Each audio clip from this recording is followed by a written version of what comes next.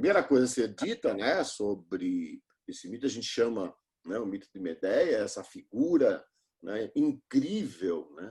É uma figura que ela é uma potência mítica, né, e de representações simbólicas muito grandes, né? Okay?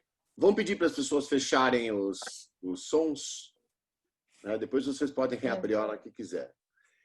E eu coloquei para vocês ali, então, a origem, né? A origem dela e, enfim, da família dela, né? Então, ela tem uma origem titânica. Ela vem da época dos titãs, né? Hiperion e Thea, né? Que são os avós dela, tá? Eram dois titãs que tiveram seus filhos titãs, Selene, né? Eos, Hélios, né? E o Hélios, que era o titã, é o Sol, ele se desposou, né, com Perseide, que era uma ninfa, ela era uma ninfa marítima, né? E aí, então, os filhos deles, né, que é o Perses, a Pasífae, né, a Circe e o Éetes, eles já eram semideuses, vamos dizer assim, né? Eles têm um grau de mortalidade presente, né, na vida deles, né, no ser que eles são. E aí, então, o Eetes, né, que era um dos filhos, né, de Hélios, ele se casa, ele tem um duplo casamento. Primeiro, ele tem uma união muito estranha, né, com uma divindade, que é uma divindade, né, muito antiga, mais antiga que os próprios titãs, ela está na cosmogonia, né, que é a Hécate. Tá? Essa divindade, ela é tão antiga, ela é tão mitogênica, que ela é, ao mesmo tempo, uma divindade amorfa, sem forma, como ela é trimorfa, tem 3 formas, trimórfica. Tá? Então, ela vai se apresentar.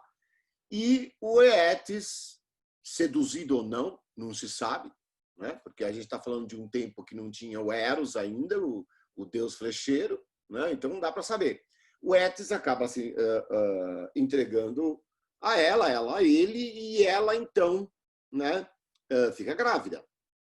E essa gravidez que ela tem, né, é uma gravidez bastante curiosa, porque como ela era uma deusa tríplice, né, era uma divindade tríplice, ora ela era uma loba, ora ela é leoa, ora ela era uma serpente, né, e essa serpente, né, cada um dos símbolos aí representa, né, não só a força do poder feminino, que é a loba, como a gente viu na aula passada, né, por conta da Atalanta e tudo, a leoa, que é a força titânica, que é um poder titânico, ok?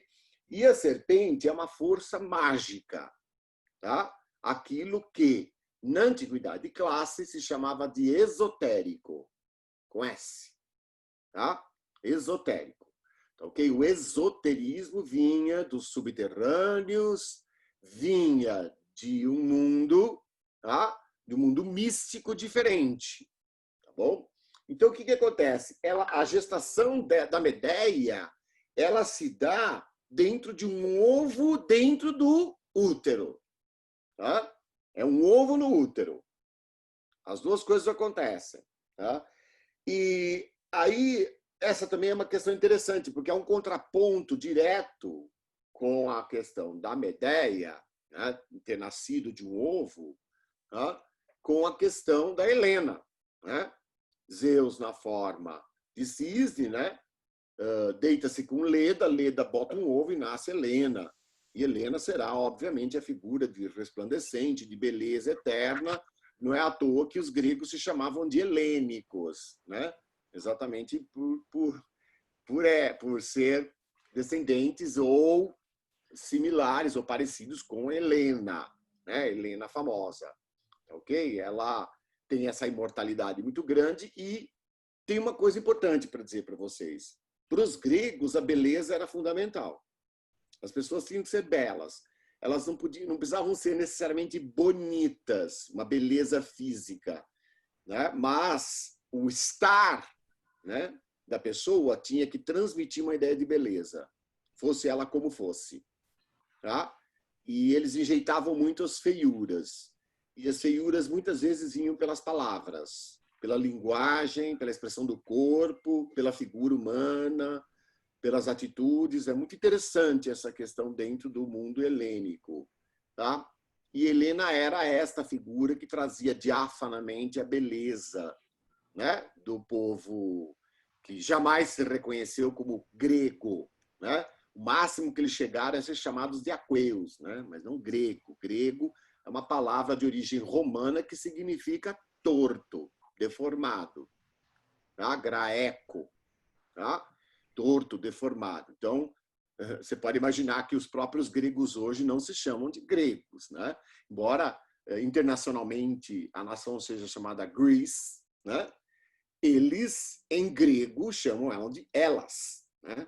O povo grego é o povo helênico e o país todo se chama Elas, né?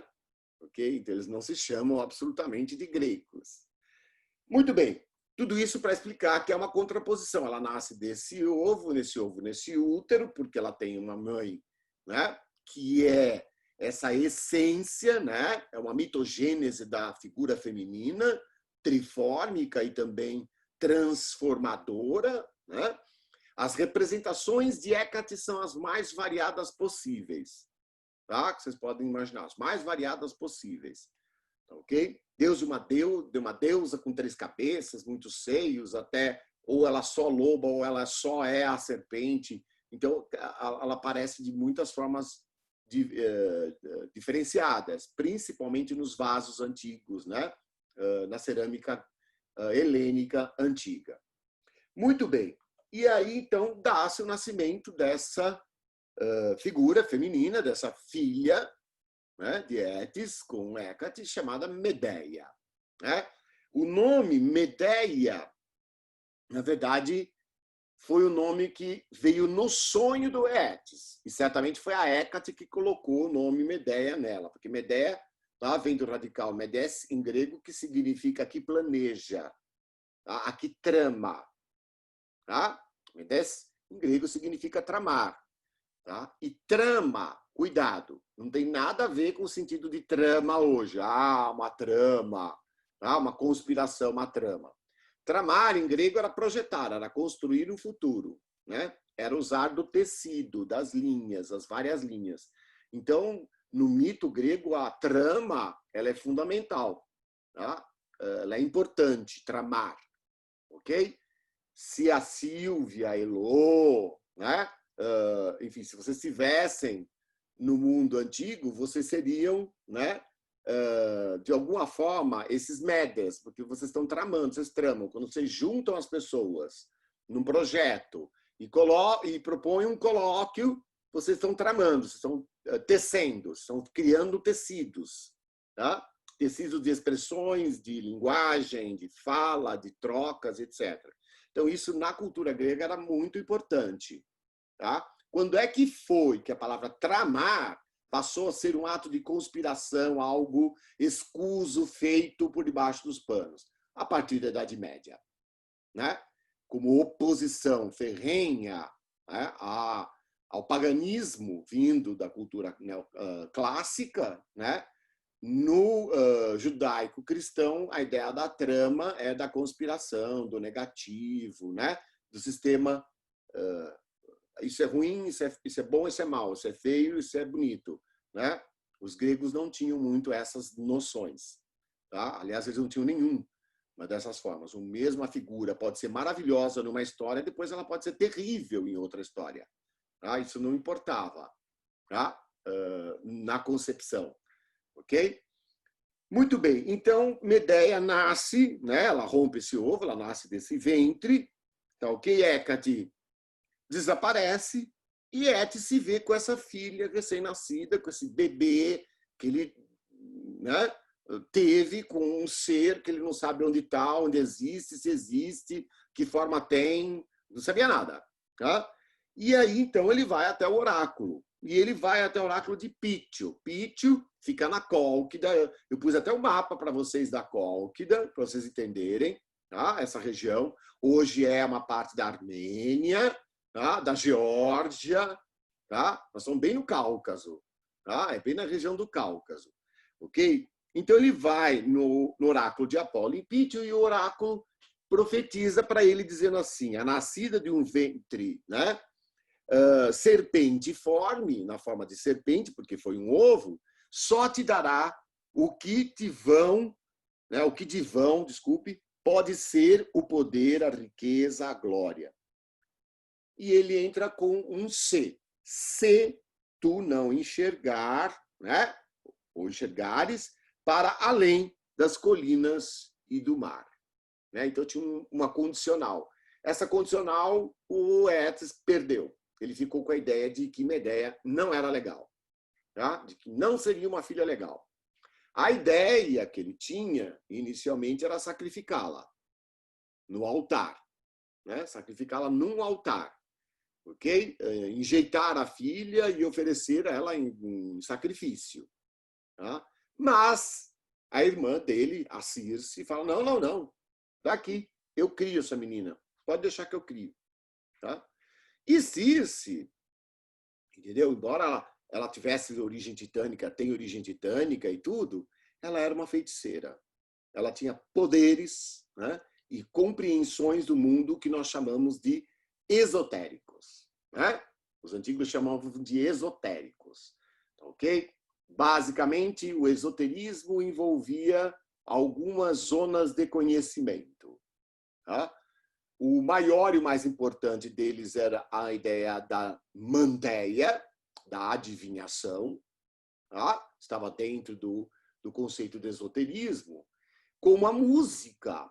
Imaginem vocês, a música era entendida como um conhecimento esotérico. O conhecimento esotérico ele é representado por um livro fechado. Você precisa ser iniciado. Você precisa ter um preceptor, tá? Alguém que professe essa ciência, esse conhecimento esotérico e te leve para dentro dele. Tá? Então, ele englobava uma série desses conhecimentos, inclusive a matemática. Era conhecida como sendo esotérica. Tá? Esotérica, matemática. Né? Pitágoras, tá? E Diógenes são dois maiores representantes dessa imagem de uma matemática esotérica, que você precisa de um aprendizado, você precisa ser iniciado em matemática para poder ser matemático. Né? Isso desde a Antiguidade Clássica. Ok? Muito bem. Então, o que acontece com a Medeia? Ela vai, com Circe, adentrar esse universo, desde pequena. Tá? Então, por exemplo, a Circe vai ensinar a ela, tá, a falar. Tá? Não só a falar como se falava na Cólquida, como era o cólquido, né, que devia ser uma variação de algum dialeto helênico, tá? Como vai ensinar, por exemplo, ela a falar a língua das serpentes, tá? A falar com animais. Né? Então, ela vai passar a ter esses poderes, né, relacionados ao esoterismo. Né? A música também era importante. Deixa eu explicar, a música não era só a questão da lira, né? Da lira do Apolo, a música. A ideia era que quando falasse, você tivesse um conhecimento chamado retórica, tá? E na retórica, a sua fala, né, repercutisse como um som agradável, sedutor.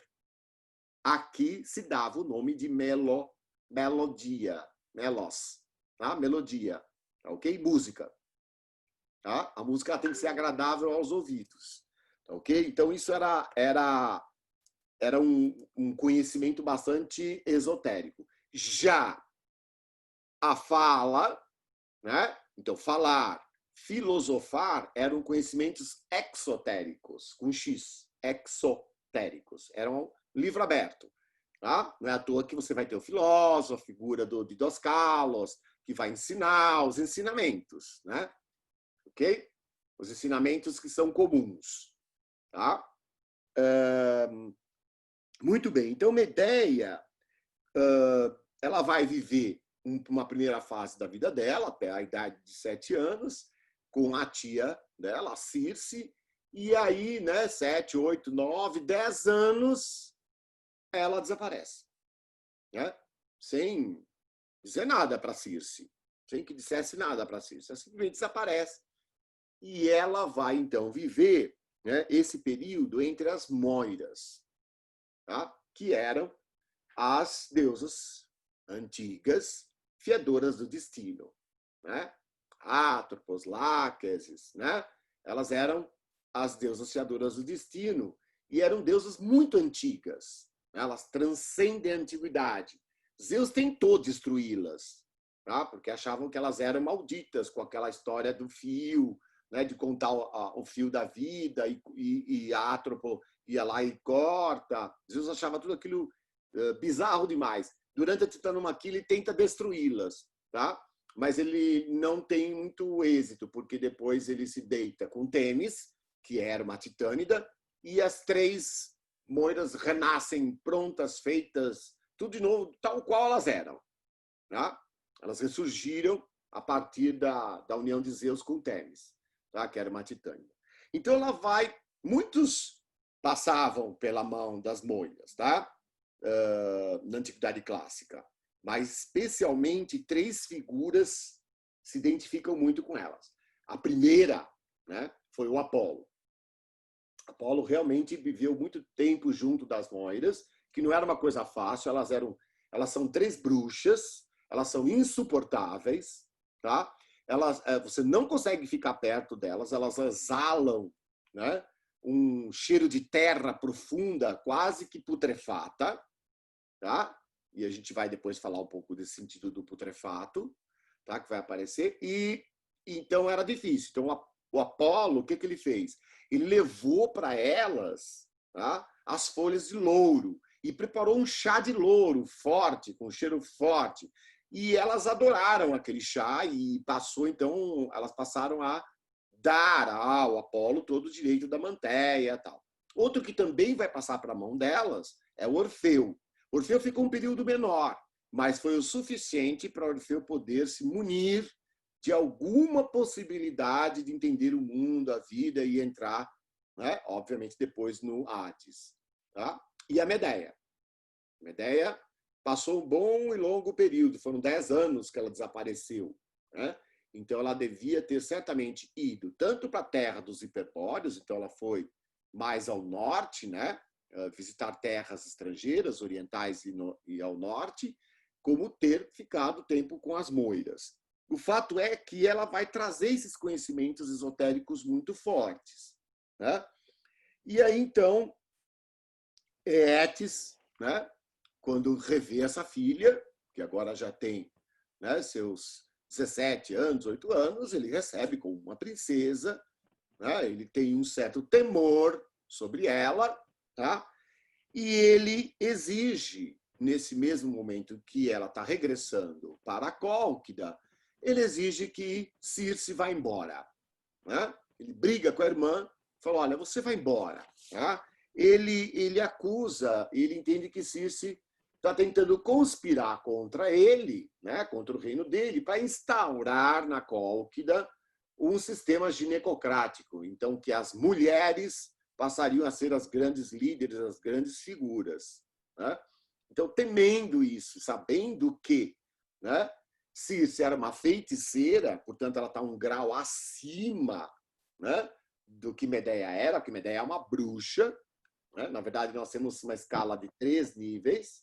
Né? O mais alto nível é o mago, maga, né, que é a Hécate, tá? Cujos poderes, né, são promovidos pela mente e pela vontade, tá? Não precisa de nada, de nenhum acessório.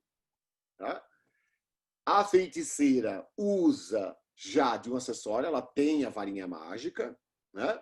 Ela usa da varinha mágica e usa também de poções e substâncias variadas. E a bruxa não, ela é realmente aquela que mais faz poções, né? O caldeirão é da bruxa. O caldeirão é da bruxa. Tá? A feiticeira ela está num nível um pouco mais elevado, né? E ela usa muito, digamos assim, os cálices. Ela tem cálices, ela tem substâncias, tá? Obviamente, depois vocês vão ver lá no texto que eu contei, extraídas da terra, tá? De tubérculos, né? Enfim, aquilo que o caldeirão que fazia a sopa, né? A grande mãe faz a sopa para os filhos se nutrirem, ela podia também fazer alguma coisa bastante venenosa para a morte ou para um ressurgimento, ou para outra situação, né? Sempre no nível mais esotérico, ok? E aí, então, depois que ele expulsa, né, o Étis expulsa a feiticeira, né, a Circe, e ela então vai morar numa ilha, ela vai ter uma ilha para ela, que é a Ilha de Étis, né? É um tratado, é um combinado que ela faz com os deuses do Olimpo de viver nessa ilha e não sair de lá, né? Então, praticamente, ela fica literalmente isolada, né? A palavra isola, separada de todos, né? Isolar é ficar separado, é ilha, né? Então, ela vai viver ali. E a Medeia, ela vaticina, né? Ela vaticina, ela diz coisas, né? Desse aprendizado todo dela, e ela vaticina ao pai, dizendo assim, do teu caminho, né? A decadência virá pelo mar. Não serei eu. Eu não vou te destruir. Estou aqui. Tá? Mas ele virá pelo mar. Eu pressinto que ele vem pelo mar. Tá? Com os bens dos estrangeiros que fizesse teu reino. Né? Porque, na verdade, a Cólquida só existe como tal porque você recebeu um bem que não era nosso, um bem material, né, que acaba se transmutando como sendo a própria Cólquida. Esse bem chamava-se velocino de ouro. Tá? Esse velocino que veio lá, né, da região da Hélade, né, é que constituiu o que nós somos hoje. Ele é nosso símbolo, ele é nosso brasão, vamos entender assim. Né? Então, você vai perder. Se você perder esse símbolo, você perde o seu reino. Né? E, obviamente, a tragédia se abaterá. Tá? Ele vaticina isso. Né? E aí, então, ele fala assim, olha, você, né, é uma desgraçada, você só está dizendo coisas horrorosas, né? Eu te aceitei, eu primeiro te rejeitei, agora te começo a aceitar como filha e não te suporto, você não cabe em você mesma. Né? Você é muito intensa. Tá? Isso é uma coisa muito importante na minha ideia, a intensidade dela. Ela é muito intensa. Tá? Ela consome, ela sorve energias. Então, o que ele fez? Ele acorrentou a filha. Colocou numa torre e acorrentou a filha. Por que ele acorrenta? Né? Por que ele vai usar do grilhão?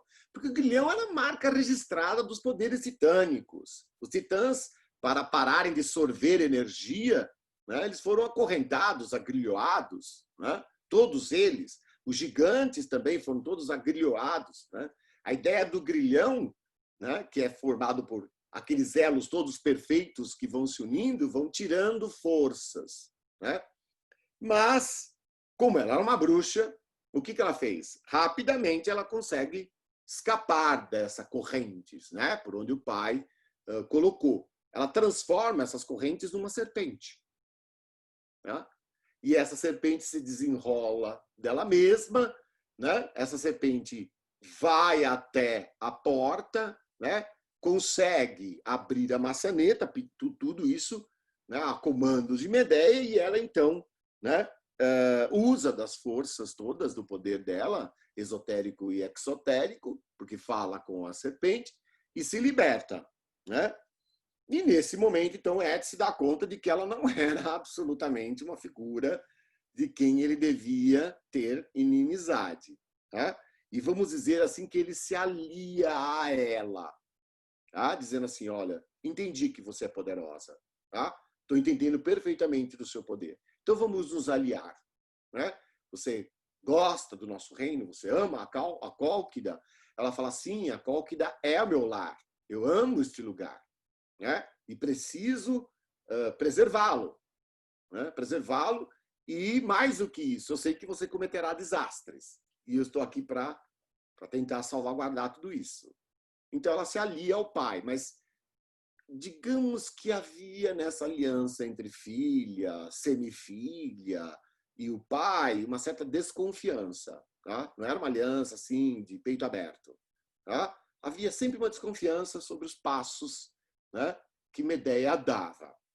Tá? A primeira coisa que ela faz só para mostrar como ela era poderosa, ela decide fechar todos os templos que louvavam os deuses olímpicos. Hera, Zeus, tá?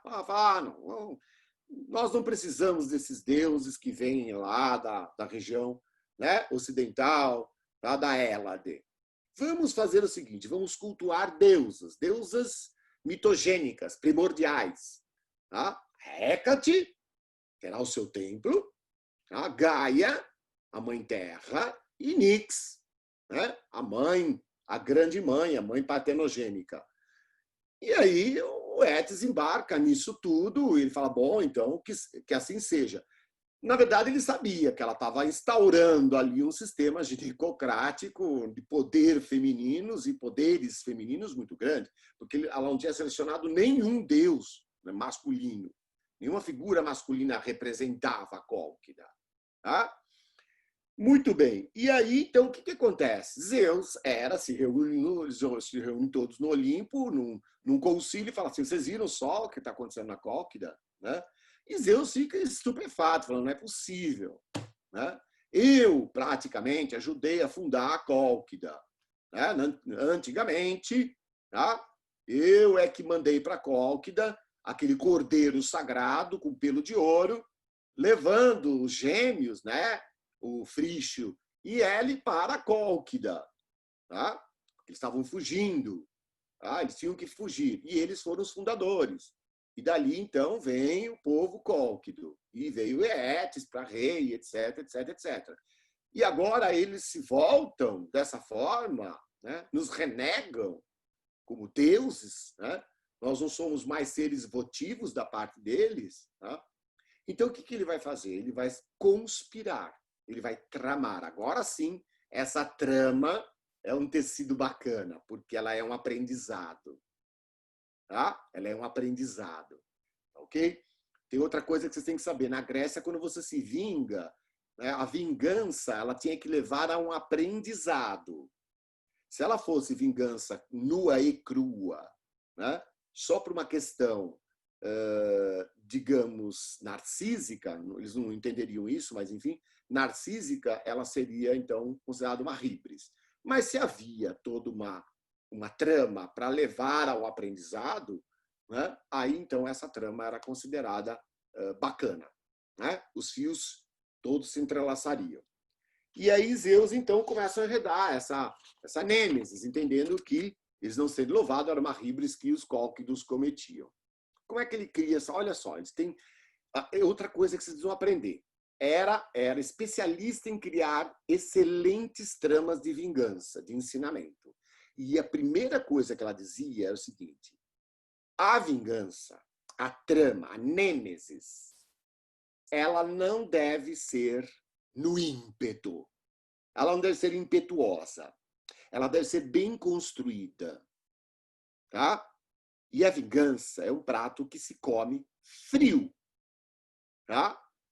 Ou seja, ele está pronto, ele maturou com o tempo.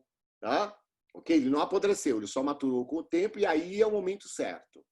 Okay? Hera usava muito desse estratagema e aí, maldosamente, mais tarde, ela vai ser entendida como deusa da vingança, era vingativa, nada disso. Ela sabia muito bem construir as tramas.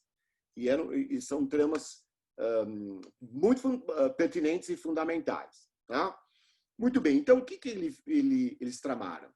Eles viram que esse Velocino Douro, ele tinha saído originalmente de um lugar, de uma cidade, uma polis na Grécia, né, na Hellas, chamada Iolcos.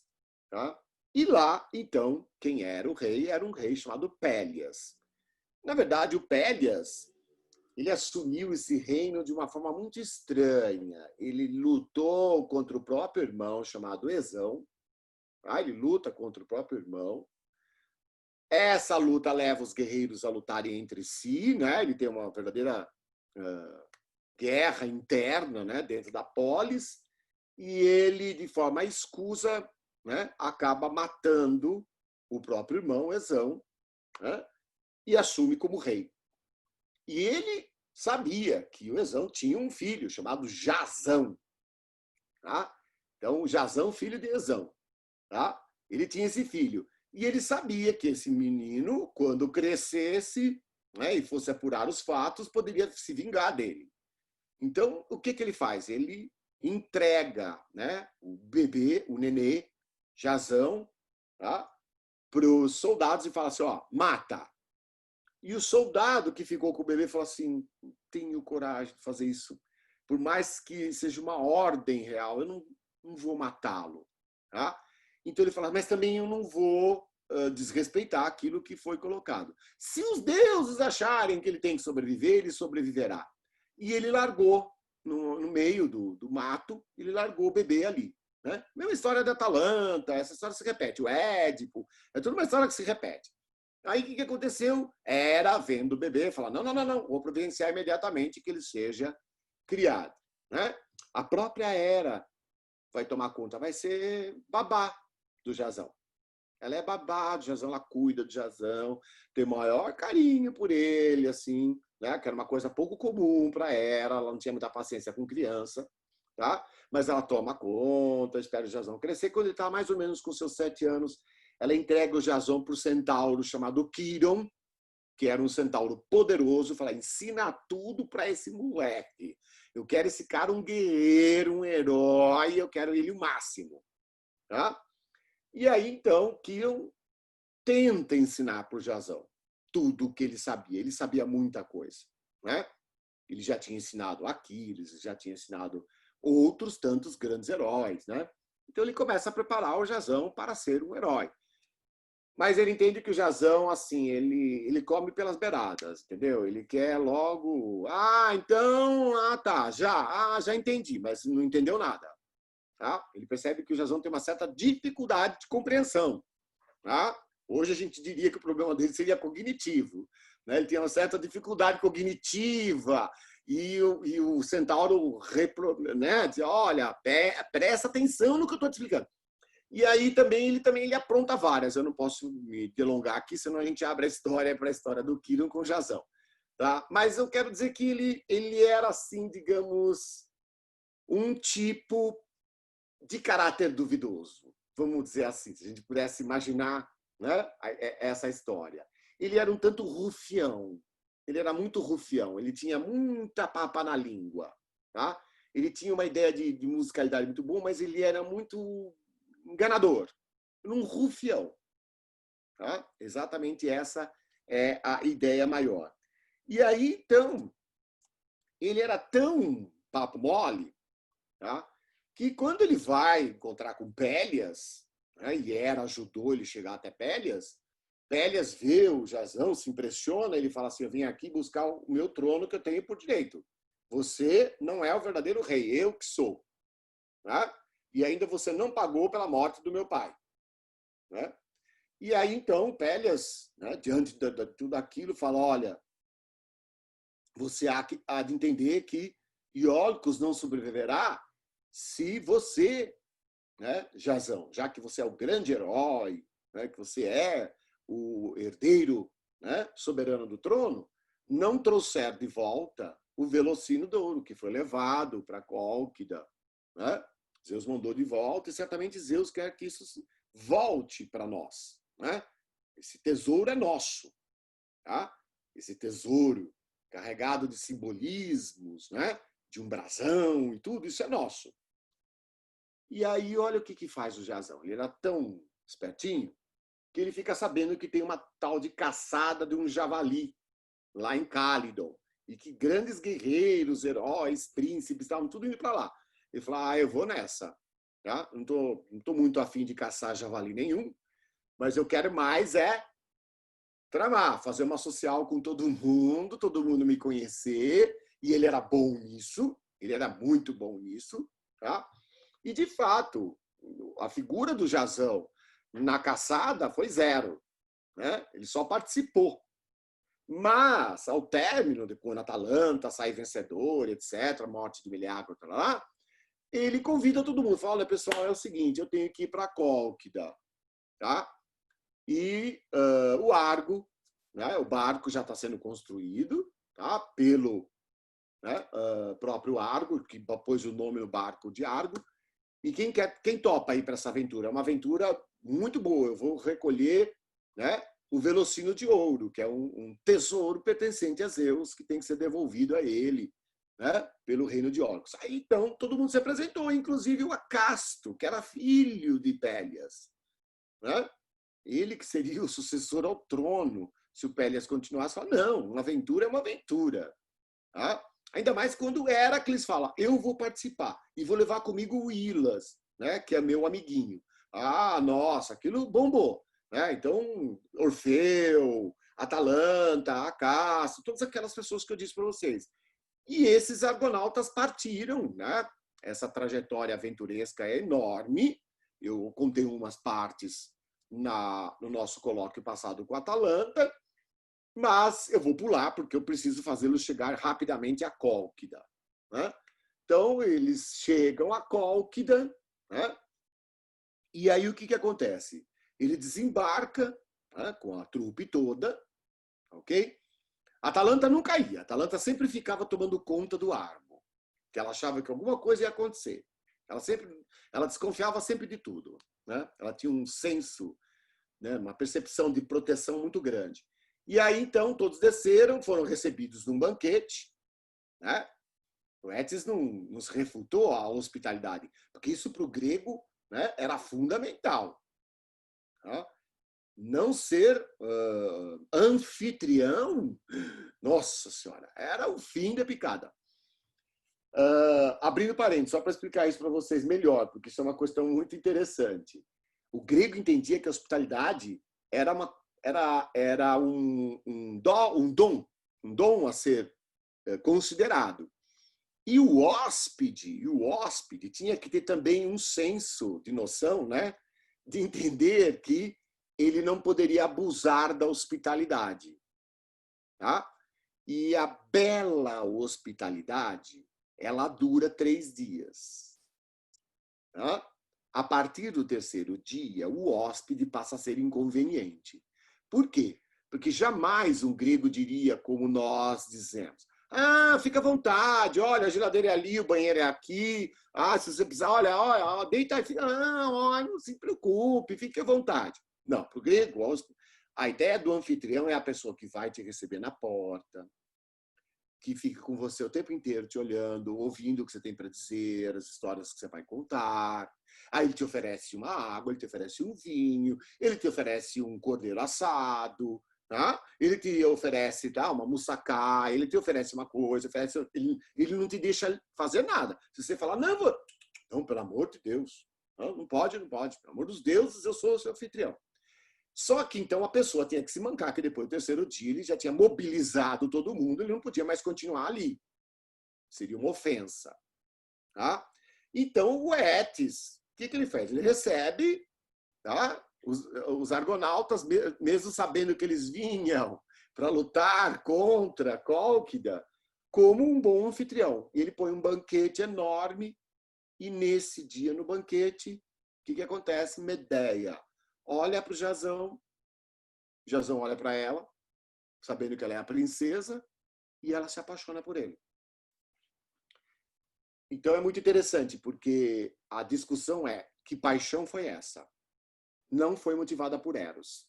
Ela não foi flechada, não é uma pulsão do Eros. Mas também não era um amor de Afrodite. Não era um agapós. Tá? Mas era uma atração, tá? Quase que, podendo arriscar dizer, né, uma atração quase que doentia por Jasão. Ela fica tão atraída pela figura do Jasão, né, e ele era um bom rufião, percebe o interesse da princesa, e ele, então, com ela, tramam. Né? Porque o Étis fala assim, olha, eu sei que vocês vieram buscar o nosso símbolo nacional. Ele veio da terra de vocês.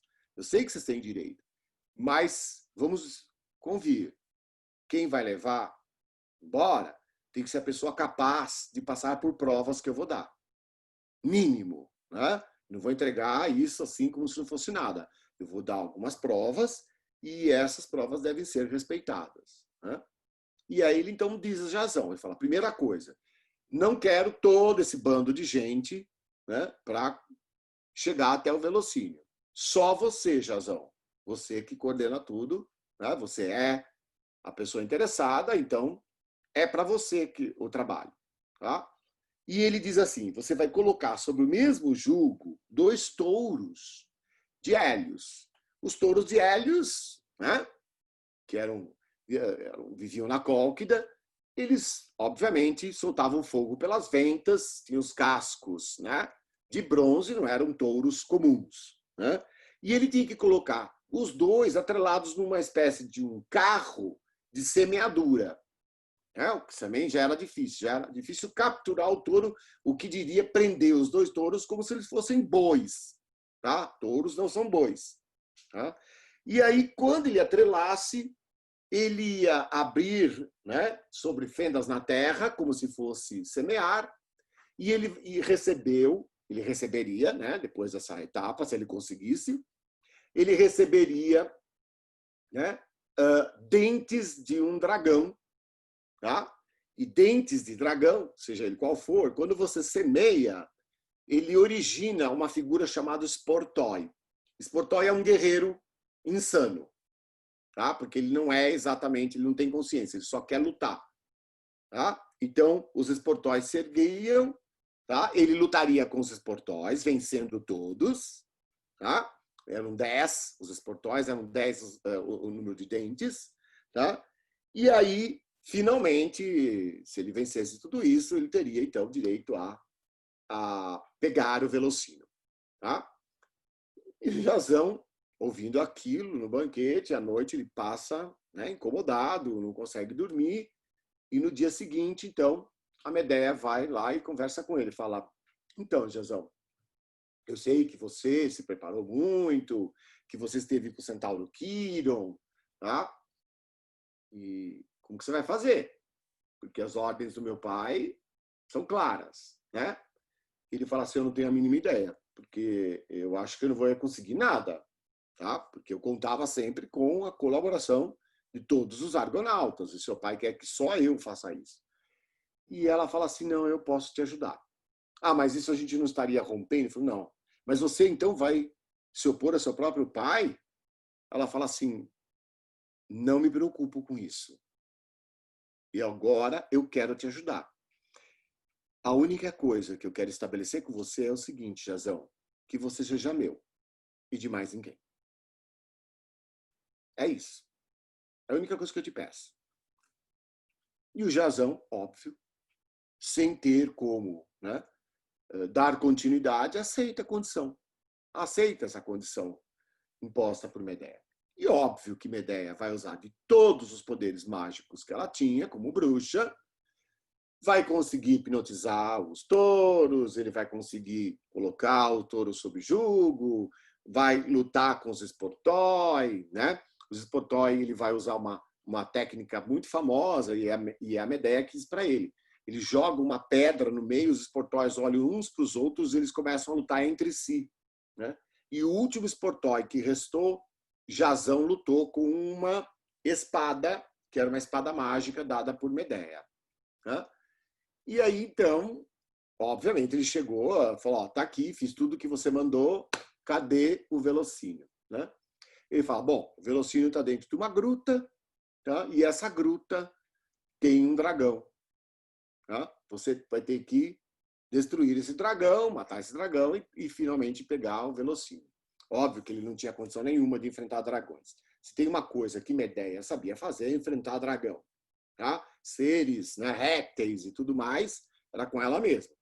E ela, então, enfrenta, né, o dragão, ela hipnotiza o dragão, ele entra, recolhe o velocínio, né, corre até o Argos, Medeia junto com ele, tá? E eles partem, né, da Bahia, né, da Cólquida, eles partem embora, vão embora. Ele falou, vou ficar mais tempo aqui. Né?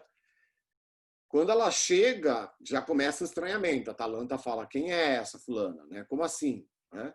Nós viemos em 50, estamos voltando com 52, que apareceu uma figura a mais aqui. Né? Quem é? E há um estranhamento também por parte de Medeia em relação à Atalanta. Tá? Elas não se bicam muito. E aí o que acontece? Eles estão começando a navegar já, né, para ir embora com o Velocínio. O irmão caçula de Medeia, chamado Apsirto, que não era filho da Hécate com Eetes, era Eetes casado com a Melânia. Esse nome é comum em grego, a gente não sabe, né? Dizem Melânia, mas era uma mulher, tá? E ele teve esse filho, o Apsirto. E o Apsirto já nem reconhecia a Medeia como irmã, eles não se davam muito bem, aliás, eles estavam muito mal, por sinal, tá? Porque a Medeia ela representava essa força feminina do qual Eetes não queria no seu reinado, né? E na Cólquida. Então, o que acontece? O Apsirto junta soldados e eles começam a perseguir o Argos, né? Os argonautas. E Jasão diz, olha, nós estamos praticamente sendo atacados, vão ser atacados a qualquer momento, né? Ah, tem um fato importante também. O Argos ele era a remo, tá? Enquanto que os barcos cólquidos tinham velas. Então, eles andavam mais rápido, né? E aí, então, quando eles se aproximam, né, a Medeia vai para a ponta do Argos e grita para Apsirto que queria conversar com ele e propor um acordo, né? O Apsirto, sim ou não, né? Acaba aceitando. O Jasão não está entendendo, ela fala, maluca, agora ela vai trazer para cá também, né, o príncipe herdeiro da Col, que dá todo mundo aqui nesse barco, o que vai ser? E aí o Apsirto vai até lá para conversar com ela. Ela tenta negociar. Ela fala para ele, olha, esquece, tá? O Velocínio não pertence mais à Cólquida, ele vai voltar para o seu lugar de origem, tá? Os cólquidos têm que aprender a viver de outra forma.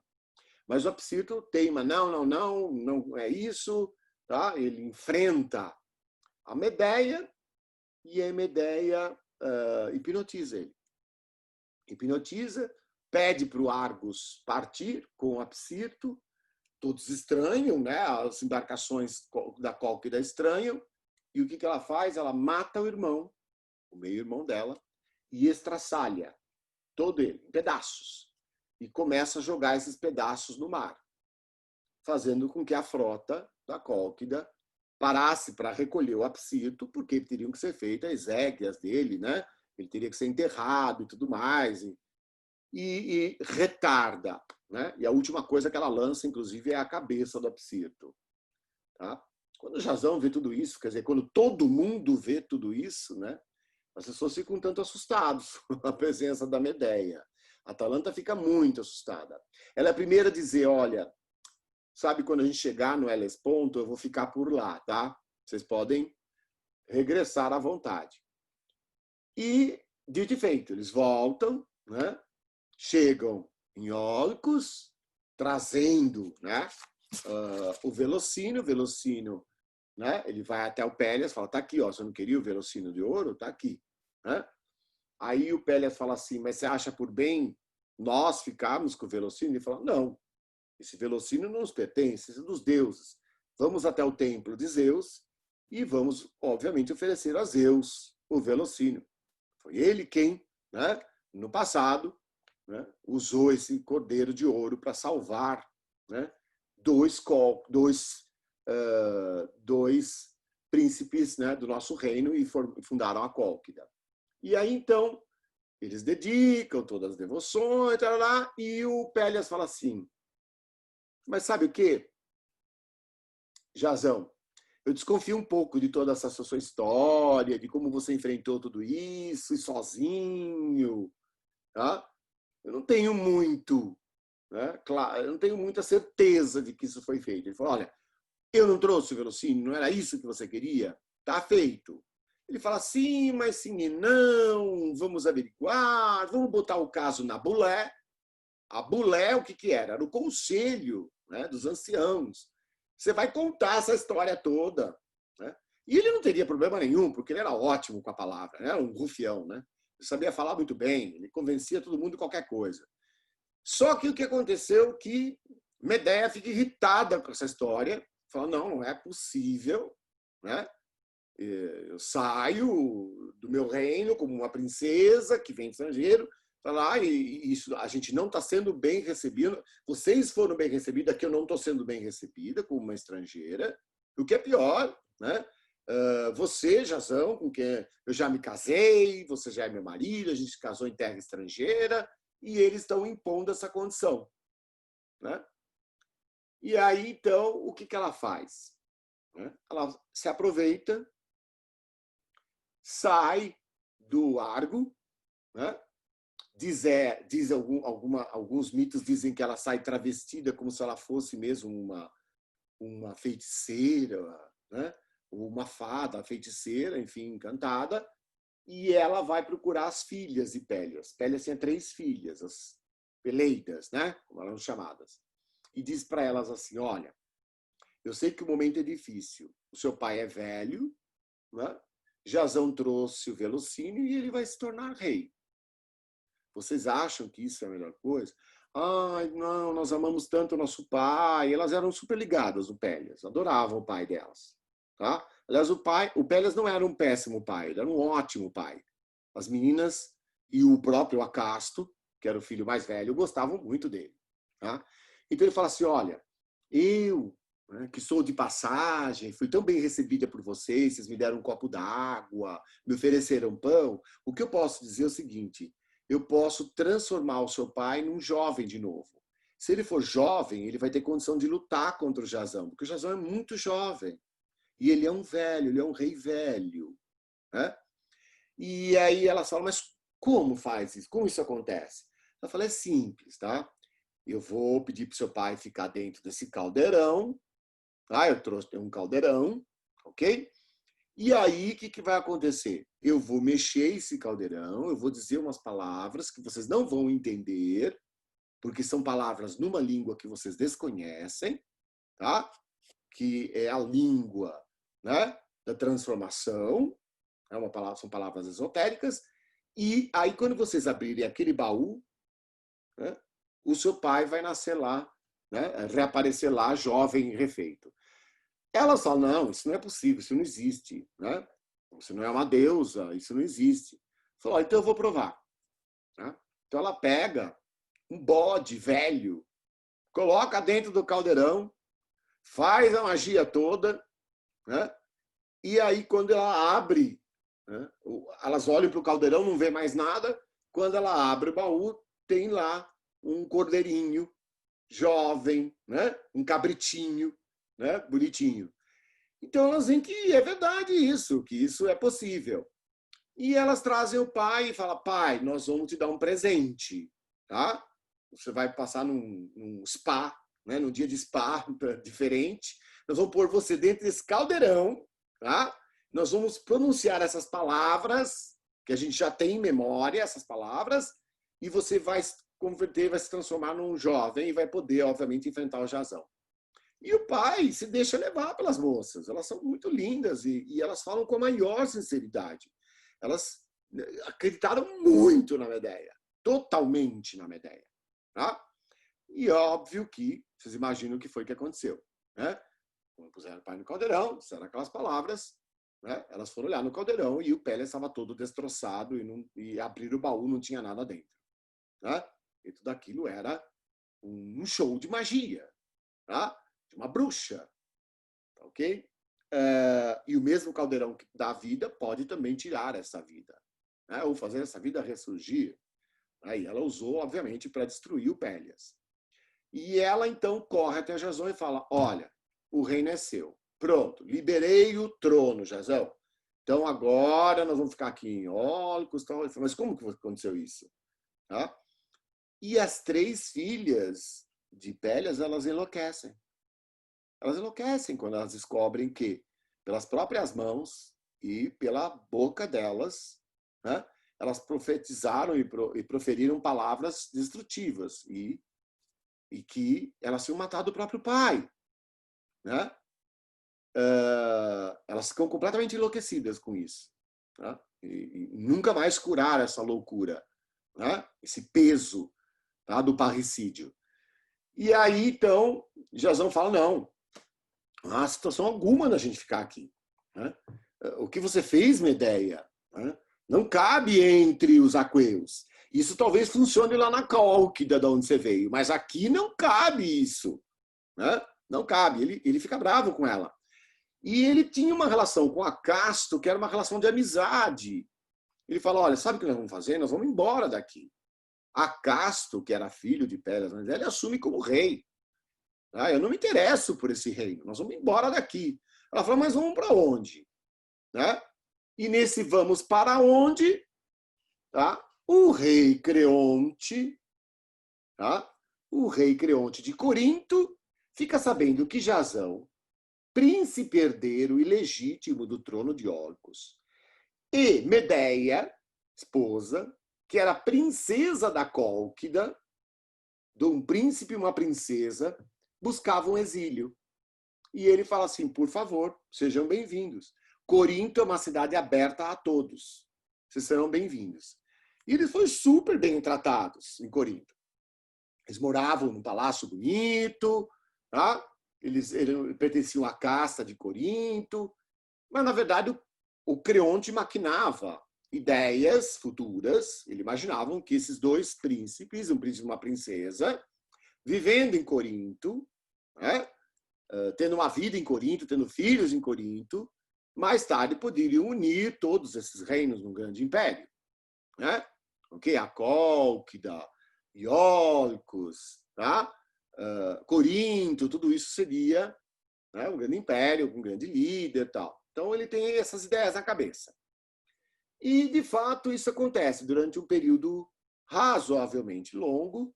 Eles vão viver em Corinto super bem, né? Jasão muito bem. Medeia nem tanto. Ela era um pouco, tá? Havia um ruído lá, falavam um pouco mal dela, achavam ela meio estranha.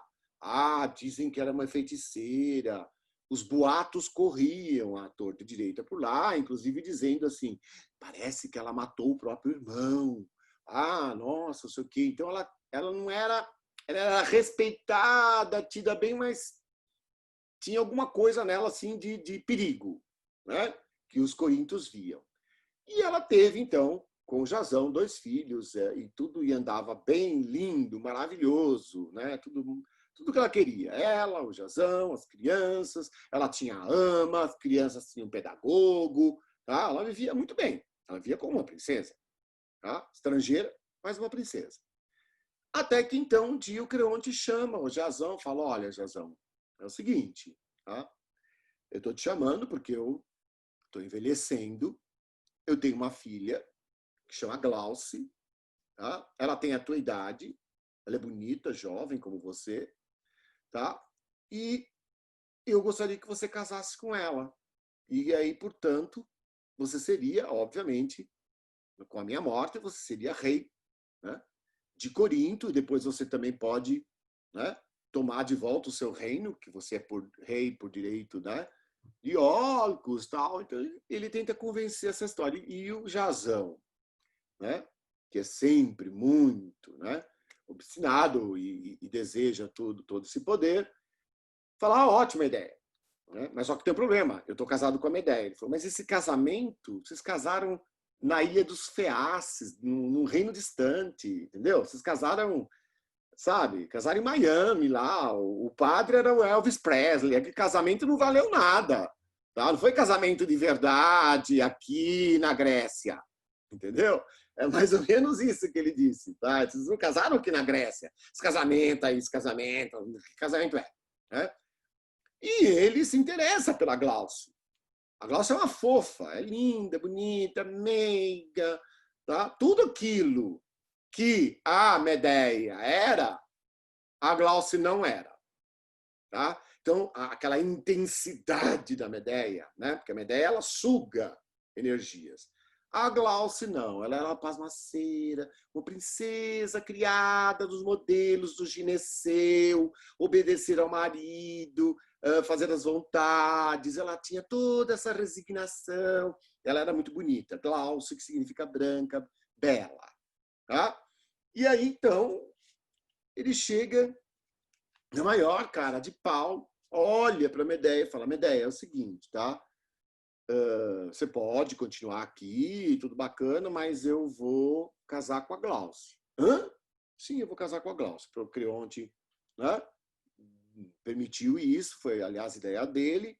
E eu, casando com Glaucia, me torno príncipe também de Corinto. E isso vai ser melhor para as crianças, né? Então você também seca seu facho, você tem um bom palácio, você está morando bem, tá? Mas ela fala, mas não foi isso que a gente combinou. A gente combinou desde sempre que você seria meu e só meu, mais de ninguém. Tiazão. Ele falou, eu sei, mas isso são promessas que a gente faz quando a gente é jovem, que a gente está apaixonado, a gente diz coisas, depois a gente desdiz coisas. O tempo passou, Medeia. Né? Ela falou, mas você está falando isso? Por que você está falando isso? Você acha que eu sou uma velha? E que a Glaucia é jovem, linda, maravilhosa? O que você vê naquela mulher?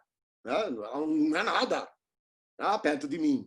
Eu te construí, Jazão. Eu fiz de você um herói. Se você pensar bem, se não fosse a minha ajuda, você não teria feito nada heróico. E jamais esse velocínio teria chegado. Né? Então ela começa a se esbravejar. E aí começa a tragédia de Eurípides. É neste momento que começa a tragédia de Eurípides. Tá? Eurípides, em 421, vai escrever Medeia, e a história começa exatamente assim. Tá? A ama se aproxima do proscênio e explica que a Medeia, sua senhora, está enfurecida, enlouquecida, porque foi abandonada. Tá? Tem uma questão de um abandono que é abandono moral. E tem mais um detalhe, ela não tem para onde ir.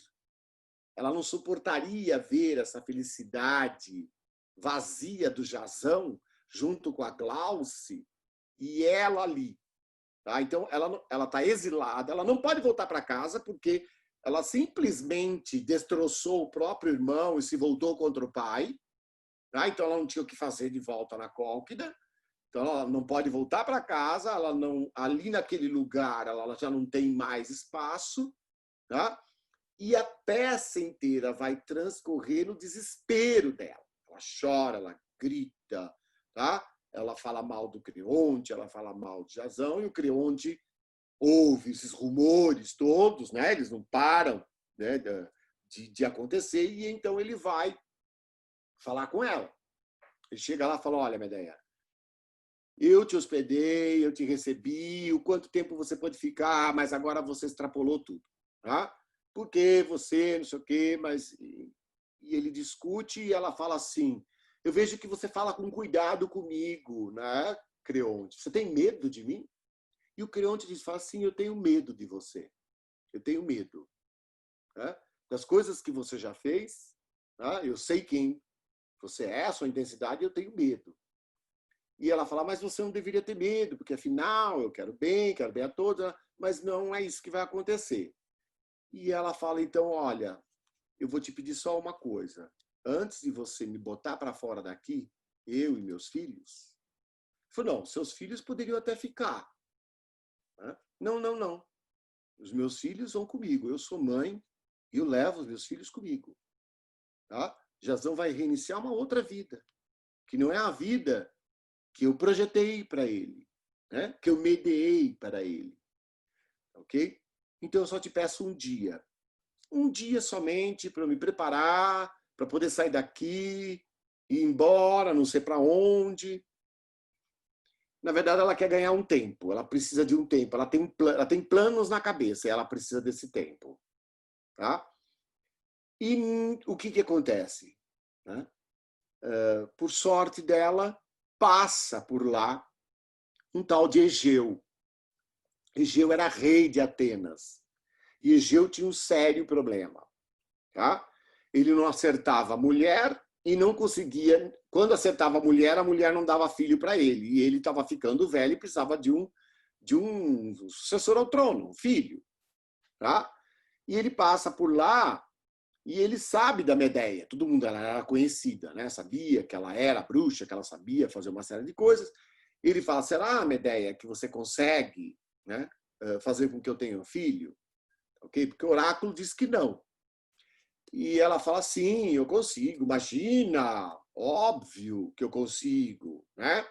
Mas o que você me daria em troca se eu te ajudasse a ter seu filho, né? O seu trono? Ele fala assim, olha, eu te dou a hospitalidade que você quiser em Atenas. Tá? Você pode viver em Atenas. pode viver no meu palácio. E ela então fala, perfeito. Tá? Então vamos, diz ele. Né? Ela falou, não, faz o seguinte, vai você primeiro, vai indo, que depois eu chego. Tá? Amanhã ou depois eu tô lá. Tá? Eu só vou aqui, eu tenho que encerrar o meu assunto com o Jazão né? E ela chora para ele, fala, você não pode imaginar o que o Jazão fez comigo.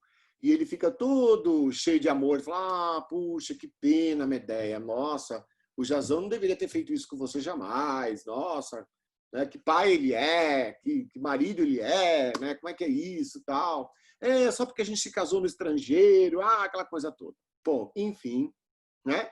O que Medea precisava era dessa figura e dessa possibilidade dela ter um lugar.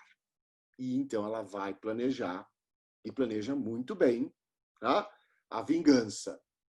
A ideia original, o plano A dela, era o seguinte, tá? Era enviar de presentinho de casamento para Glauce, tá? Uma auréolazinha com uma pedrinha preciosa, né? E uma espécie de véuzinho que caía sobre ela. Como ela sabia que a Glauce adorava essas coisas, essas futilidades todas, ela ia, mesmo sabendo que era de Medea, ela ia aceitar. E para garantir que isso tivesse sucesso, né, ela mandou os próprios filhos levarem, assim, 2 criancinhas, um menino de 7, outro de 6, levar lá o presentinho. Né? Então, o que ela queria? Ela queria que, na verdade, aquele treco todo que vai pegar fogo a hora que ela colocar, né, vai incendiar a Glauce inteira, né? Jazão, vendo isso, pulasse em cima da Glauce para salvá-la e ele morreria queimado. Tá? É isso que ela queria. De fato, era isso. Só que não foi bem assim que aconteceu. As crianças chegaram lá, entraram no gineceu, entregaram para ela o presente, né? Ela convence o Jazão de que ela está arrependidíssima de ter falado mal, que ele tinha escolhido o melhor possível para a vida e para os meninos. Os meninos podem então ficar aqui com você, eu vou embora sozinha. Podem ficar aqui, mas eles não serão bastardos a hora que você tiver filho com a Glauce. Não, serão meus filhos, meus príncipes.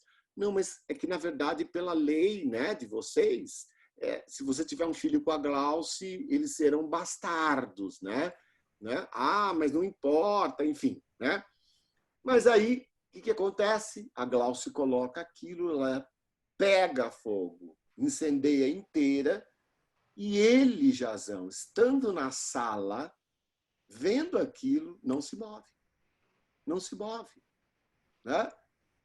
E Creonte, né, ouvindo os gritos todos, corre para dentro da sala, vê a filha, né, tomada por chamas, ele pula, agarra a filha e ele não consegue se soltar dela e os dois morrem queimados, né, carbonizados. Fábio, eu fiquei com uma dúvida. Fala, Elô. Você não falou que a vingança tinha um objetivo, como você falou assim, que a vingança, essa vingança que a Medea tramou, não me parece que tem um objetivo. Porque você falou que a vingança tinha como objetivo levar a um aprendizado. Essa que você descreveu, que a Medea tem essa vingança, planeja essa vingança, qual o aprendizado que ela quer ensinar aí com... Desculpa, pois é, nem sempre o aprendizado de uma bruxa é alguma coisa que a gente possa entender. Para nós, então, é muito difícil, porque a gente tem a ideia de entender o bem do mal, o certo do errado. Tá? Então, cuidado. Na verdade, o que ela queria era a destruição mesmo. Ela fala, se Jazão não será meu, ele não será de ninguém. Esse era o combinado. Né? Então, mas isso é um aprendizado? É um aprendizado, sim, para todo mundo que está em torno, não da figura, né? Tá? Ela, não vamos esquecer que ela é essa pulsão, né? Ela tem uma coisa penetrante. E aí, quando ela sabe que o Jazão não fez nada e que o Creonte tinha morrido, ela nem tinha intenção disso, que o Creonte tinha morrido junto com a filha, ela fica muito furiosa. Né? Ele fala assim, ele é tão covarde, né? Ele é tão mesquinho, ele é tão rufião, que ele sequer, né, teve a iniciativa de salvar a Glauce. E isso deixa ela mais irritada ainda. E ela fala assim, mas nada pega esse cara, nada faz com que ele sofra de verdade o tanto do sofrimento que eu estou tendo.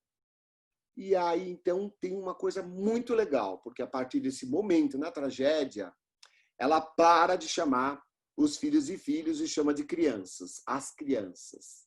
Chama as crianças estão vindo, blá, blá, blá.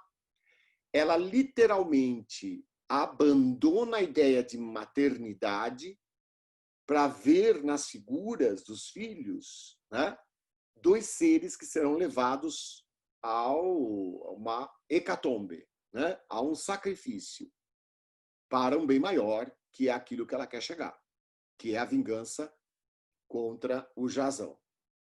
E dito e feito, né? O coro da tragédia fala o tempo inteiro, né?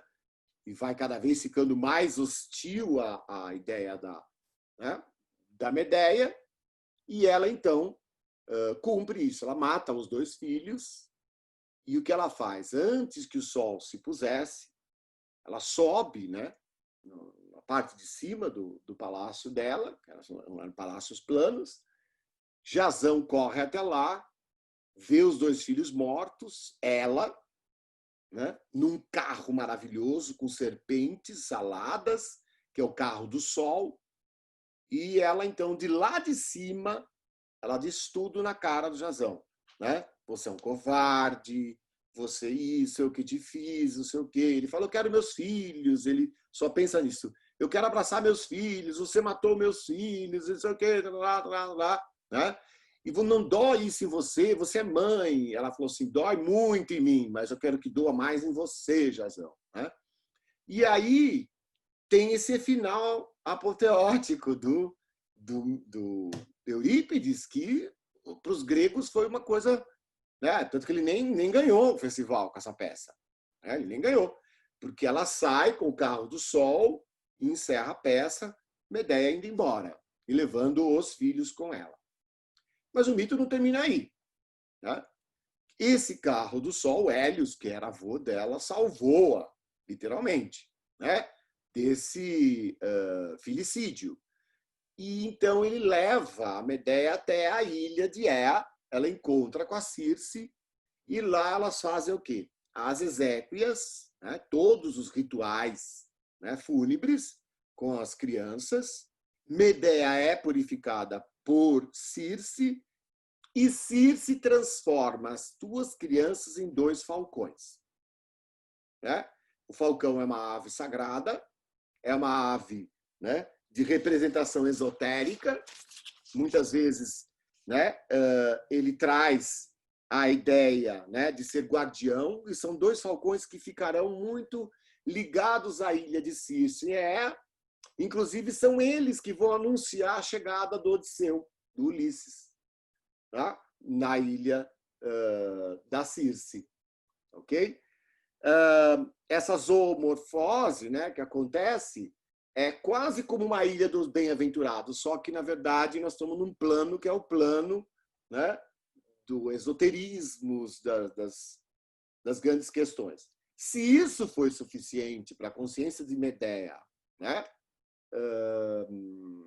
limpar em termos da ideia de ter matado os próprios filhos, a gente não entende. A gente entende que na tragédia, Eurípides salva e para a tragédia bem aí. E isso ele causa uma convulsão. Os atenienses, né, ele apresentou a peça, né, numa Dionisíaca em 1421 a.C., e ele pegou o último lugar, assim, ele foi desqualificado, acharam a peça um horror, né? Mas o Eurípides insistia muito em Medeia. Ele tinha outras grandes peças maravilhosas, tal, mas ele insistia muito nessa peça. Tá? Ele vai morrer por causa dessa peça. Ele vai morrer de forma cruenta. Né? Ele leva essa peça numa região que hoje é conhecida como Macedônia.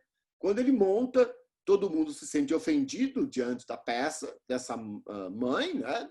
dessa situação do filicídio.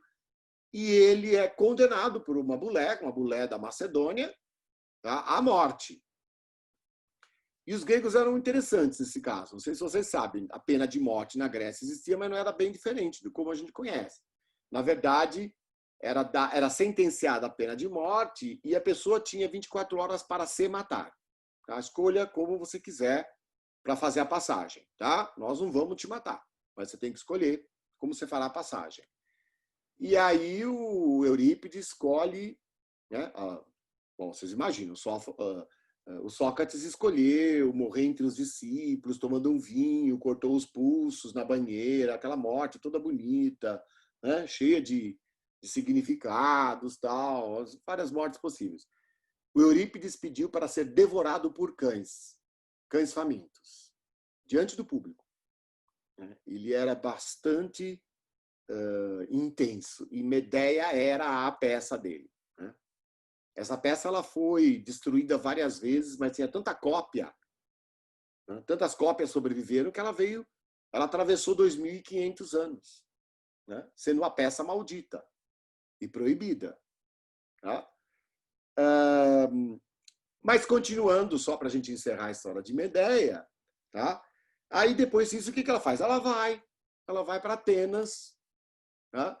E ela é uma excelente pessoa, uma mulher bacana, tá? E ela se aproxima do Egeu, ela acaba tendo um filho do Egeu, que vai se chamar Medo, né? Que também significa o que Medeia, como Medeia, tá? Era filho do coelho com Egeu.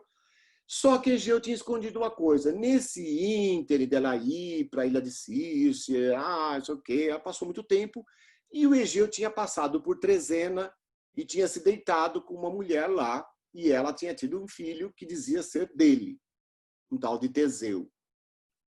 Ela ficou sabendo dessa história, não deu a mínima importância para isso. Afinal, ela tinha o medo, que era filho do Egeu, o Egeu reconhecia como o próprio filho. Só que o tempo passou e Teseu, então, um dia foi reclamar o trono, né? Foi se apresentar, falou: sou seu filho, Egeu. Ela fica sabendo disso e ela, então, manipula o Teseu, né, para que o Egeu não consiga perceber que ele é o filho legítimo. Né? Então, ele chega, como era o determinado por Egeu, né, com uma espada, que era com o símbolo, né, da Casa Real de Atenas, tá? E ele deveria vir vestido, tá, de vermelho, ok? Uma toga vermelha, bonita e tal. Quando ele chega próximo de Atenas, aí tem toda a história do Teseu que eu estou cortando aqui literalmente para vocês, né? Acabei de fazer um corte diagonal. Quando ele chega próximo de Atenas, o que faz Medeia? Manda um grupo de ninfas receberem o Teseu e falar para ele assim: olha, você não vai se apresentar assim para o seu pai, né? Você está horrível, porque você fez um monte de trabalhos e tal. Então elas travestem ele, mudam a capa, tiram a sandália, a espada, fica escondida, e ele se apresenta totalmente diferente, e o Egeu não reconhece como filho. É muito interessante, ele fala: não te conheço, né? Meu filho traria algumas marcas, né? Você não tem essas marcas. Aí ele fala assim: não, mas é que eu encontrei um grupo de ninjas. Não me interessa. Mas ele fica com uma pulga atrás da orelha, porque ele olha para o Teseu e vê assim uma certa, né? Você é bem parecido comigo, né? Mas eu não sei se você é meu filho de verdade. Meu filho é o medo. E aí, então, diz Medeia: vamos resolver essa história, né? Vamos passar a limpo essa história. Vamos nos encontrar no templo de Posidon, lá no Cabo Súnio. Tá? Se você, Teseu, é realmente filho, né, do Egeu, né, e portanto filho mais velho do que é o próprio Medo, tal, tá? Obviamente você será reconhecido, né? E ela então leva os dois até lá, eles vão no final da tarde, né? E ela pega o vinho e coloca em 2 cálices que ela trouxe, são cálices, tá? Mexidos pela Medeia, pela bruxa. E ela entrega um cálice na mão do Teseu, outro cálice na mão do Egeu. E ela fala assim: agora vamos brindar. Tá? E nesse brinde, a verdade virá à tona. E a mentira morrerá. Tá? E quando eles vão brindar, um vento sopra com força do mar e ergue a toga que é branca, né? E não é vermelha, ergue a toga assim do Teseu, e o Egeu vê a espada da família real ateniense, né, na cintura dele e reconhece a espada. Ele olha imediatamente e vê Medeia transformada numa serpente. Ele dá um tapa na taça antes que o filho beba, aquela taça cai no chão, né? Macula o templo de Poseidon, e ele então reconhece Teseu como filho, né? E entende que Medeia o traiu, né? E que mataria o filho. E Medeia fala assim: bom, eu já estou acostumada a ser maltratada pelos aqueus. Vou embora. Só que levo comigo o medo. Ele fala: não, medo é meu filho. Você vai deixar ele aqui. Não, o seu filho é Teseu, não é? Não é Teseu? Então fique com Teseu. Eu vou embora. E de fato ela vai embora, levando o medo. Tá? Ela volta para a ilha de Circe. Circe sempre recebe a Medeia toda vez que ela está lá, porque a Circe tem por ela um amor, né, praticamente de mãe, né? Ela fosse tia. E aí ela prepara e inicia o medo para também ser um esotérico, e os ocultismos todos, né? Então, com uma bruxa, uma feiticeira, o medo vai aprender tudo isso aí que elas tinham para ensinar. E ele surpreende, porque ele acaba se transformando realmente numa figura muito forte, preeminente, sabendo de todas essas culturas esotéricas, né? E ele se transforma num mago. Ele se transforma num mago, né? E aí, quando ele estava potente, forte, jovem, né? Medeia já tinha lá sua boa idade, né? Ela fala assim: vamos voltar para Cólquida, né? Lá é o lugar, né? De onde viemos, de onde devemos estar, né? Lá é o lugar onde o sol nasce primeiro.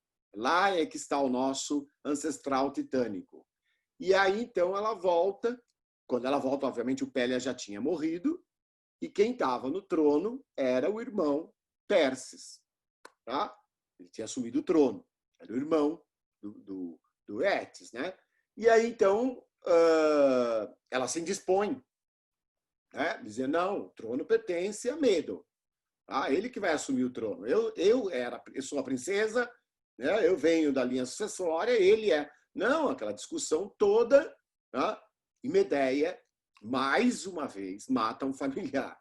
Dessa vez ela vai matar o tio, né, que tinha tomado conta do trono, e o Medo assume. Né? E Medos, quando assume, ele fala assim: você me ensinou muita coisa, eu posso lhe dever muito, mas o que você faz não é certo e nem justo. Então, neste momento, eu vou me rebatizar. Eu não quero chamar Medos de Medeia. Meu nome é Albus. Meu nome é Branco, tá? Que é, nas cores, né, do esoterismo, a cor da transmutação.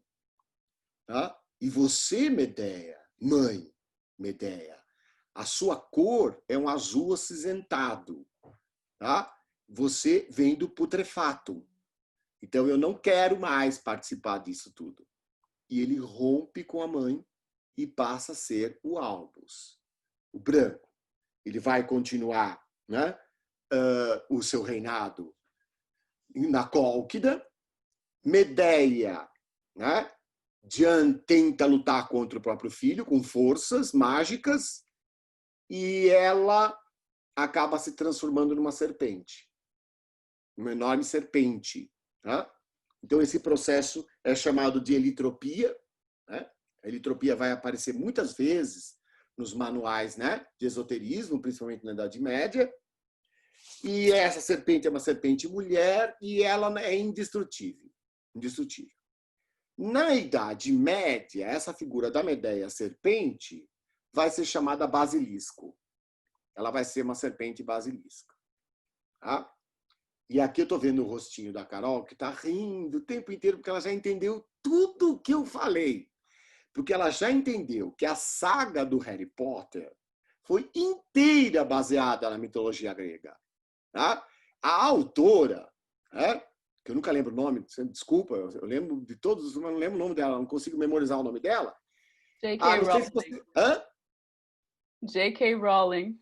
Isso. Ela foi maravilhosa, porque não só ela utilizou toda essa... Quando eu falo Albus, eu falo do Albus Dumbledore, que era o mago principal, tá? Que vai, obviamente, ser da Grifinória, que é, né? Ok? E não da Censorina. A Censorina era o lado mal, era a Medeia. Tá? Era o Basilisco, tá? Era a Câmara Secreta e tudo mais.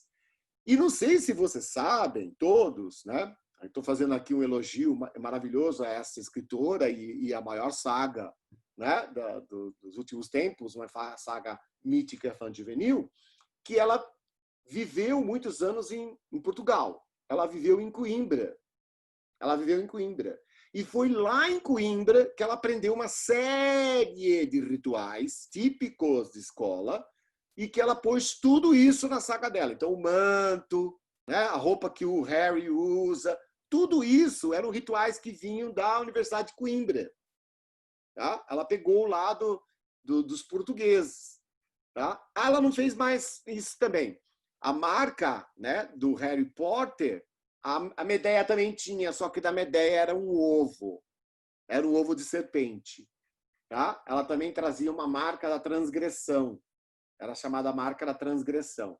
Tá? Que era como se fosse uma insígnia marcada com fogo. Ok? Medeia também tinha.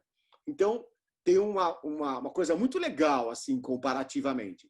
E para tornar o Harry sofisticado e ele poder se transformar num grande mago, e o que ela faz? Tá? A autora. Ela era apaixonada por um escritor chamado Fernando Pessoa. E ela coloca no Harry Potter o mesmo óculos do Fernando Pessoa. É o mesmo óculos, é igualzinho, é o mesmo óculos do Fernando. Tá? E tem várias referências ao livro Mensagem do Fernando Pessoa dentro do Harry Potter. Então, você imagina, pessoal, quando eu conto isso, eu faço uma palestra para os alunos, né?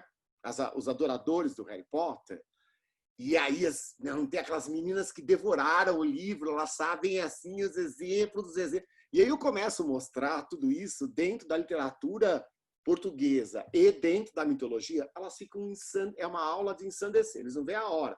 Eles estão desesperados que eu vou ter que fazer isso com Zoom esse ano. Né? Porque eles ficam esperando, é a última aula que eu dou, é a minha aula última do ano. Tá? Então, tá aí a minha ideia, tá aí essa figura intensa. Eu não queria deixar de dizer algumas coisas importantes. Quando Chico Buarque e Paulo Pontes escrevem Gota d'Água, eles tinham plena consciência dessa figura. Tá? E quando eles, óbvio, que eles alteram o final para a tragédia carioca, eles estavam literalmente falando, né, pelas metáforas, da questão da ditadura, da transgressão, né, dessa intensidade, e como Jazão era um hipócrita, como ele se vendeu para o Creonte. Ele passa a servir o pequeno burguês, né, o burguês dono da Vila do Meio-Dia. Tá? Então, você vive essa situação da transgressão. Tá? E é tão lindo o final do Gota d'Água, né? O Eurípides foi superado. Desculpa, Eurípides, eu sou, né, um helenista, mas eu tenho que dizer que o final da Gota d'Água é maravilhoso, porque ela tenta, né? Ela faz um ebó, né? Porque daí mistura todo o sincretismo religioso. Aliás, por favor, leiam e ouçam a Bibi Ferreira, quando ela está preparando o ebó para matar, né, o Jazão, o Creonte, né, e a alma. Ela não chama Glaucia, ela chama alma. Tá? E ela evoca a Hécate, ela evoca todas as divindades, né, todos os orixás. Ela faz um sincretismo maravilhoso, né, para construir o ebó. Não dá certo, porque o Creonte percebe, né, que aquele ebó, né, que aquele bolinho era contaminado, e ela fala assim, bom, então comemos nós. Aí, então, ela dá para as crianças, né? Ela mata as crianças e depois ela também come e morre, né? No final. É a tragédia carioca, né? Então, Gota d'Água e Medeia é uma coisa... é estupendo, é estupendo. É uma delícia falar e ver como é que o Paulo Pontes e o Chico Buarque fizeram essa releitura, tá? Então, eu recomendo muitas coisas. Primeira, que vocês conheçam. Agora, deixa eu sair desse modelo, senão não dá para mostrar o livro. Só um minutinho que a gente já vai chegando à conclusão aqui. Tem um livro chamado Circe, tá? De uma escritora maravilhosa, eu não conhecia, chama Madeleine Miller, e ela conta de forma muito romântica, romanceada, a história da Circe, a feiticeira. É muito lindo. A coisa dela se manter isolada, o sofrimento, o amor que ela alimentou por Odisseu, Ulisses, os filhos que ela teve com Ulisses. É muito lindo. É um livro que você lê assim de uma tacada só, é uma delícia de ler. Uma delícia. Tá? Obviamente que eu também tenho que indicar a Medéia. Nós temos duas grandes traduções em português. A da 34, né, que é maravilhosa, é feita pelo professor Trajano Vieira, um grande tradutor do grego. O texto está bilíngue, tá, em grego antigo e português. Tá? Mas o Trajano ele tem um problema, tá? Que quando ele traduz do grego antigo para o português, o texto em português continua meio grego ainda. Tá? Então é meio difícil de ler. E tem também a edição do Mário da Gama Curi. Tá? Mário da Gama Curi também fez uma bela tradução. O que eu fiz? Né? Como eu ensino, dou a tragédia Medéia para meus alunos no início do primeiro ano, depois eles leem Gota d'Água, e a gente faz toda essa transição dos textos literários, né? Eu passei umas férias fazendo o seguinte, pegando Trajano e pegando Gama Curi, cotejando os dois e construindo o texto para os alunos poderem entender a tragédia. Porque se eles pegarem esse texto aqui, eles não vão ler isso aqui, vão chamar chatice, e aquilo lá é maravilhoso. Tá? Só que eles não têm o hábito desse tipo de leitura, inverso, né? Com todos os hipérbatos, as frases invertidas. Então, eu, sem alterar, digamos assim, as traduções, sem desrespeitar Eurípides, né? E sem desrespeitar nada, eu reconstruí, né, em texto, como se fosse texto teatral mesmo, com as falas, tudo bonitinho, dividido como Eurípides dividia a tragédia, em Párado, tá? Em todas as partes. E eu tenho esse texto. Eu posso disponibilizar para vocês, se vocês aceitarem humildemente, lerem o texto que o Fábio recriou, né? Remontou em cima, ou vocês pegam os originais, né? Ok? E leiam uma ideia. Leiam uma ideia porque precisa ler. Precisa ler para entender. Mais ainda, né? Então é isso, pessoal. Falei bastante, né? Mas não dava para ser menor, né? É um personagem de muito fôlego. Estou aberto aqui a comentários, o que vocês quiserem. Jazão fica em Corinto, né? Com a tragédia toda. Jazão se perde, tá? Ele se perde. Ele não fica em Corinto, não. Tá? A morte da Glauce e a morte do Creonte, né? Ele se perde. Ele vai... os gregos diziam que ele partia sem rumo, sem direção, exilado para sempre. Tá? Ele não se sente mais pertencente a lugar nenhum. Hera tem um pouco de pena dele, né? Mas não se sabe muito bem se Hera no final ajudou o Jazão, tá? A que ele tivesse uma morte bacana, tal, mas ele não foi para a Ilha dos Bem-Aventurados, os deuses reunidos não decidiram sobre isso. Tá? Ele simplesmente se perde. Da mesma forma foi Teseu. Teseu, no final, também se perde. Tá? Ele não se tornou sábio. Édipo, por exemplo, se torna sábio. Né? Ele não se tornou sábio nem nada disso. E o Dante coloca ele no inferno. O Jazão. Coloca ele no primeiro girão, que são dos rufiões. Né? Dante entendeu bem, né, que o Jazão era essa figura aproveitadora, usurpadora dos outros e que tinha um bom falar, né, que sabia convencer como um bom rufião. Muito bom. Alguém gostaria de falar? Eu acho que a gente ouve, né, essa história da bruxa, mas ouve a história da paixão, né, da intensidade da paixão. Sim. Né, que é muito forte nela, né? Essa é movida pelo ímpeto da paixão, né? Ela tem uma relação muito sentimental com o Jazão e depois de tudo que ela faz, e toda a transgressão que ela faz, e matar o próprio irmão, trair o pai, abandonar a nação e tudo mais, né? Quando ela se vê abandonada por Jazão, isso para ela também é um sentido moral muito forte, é um abandono moral. Ela está sendo desprezada, ela é uma princesa, ela está sendo tratada como um objeto, uma coisa descartável, né? Jazão olha para ela dessa forma, né? Ela que tem um olhar por ele.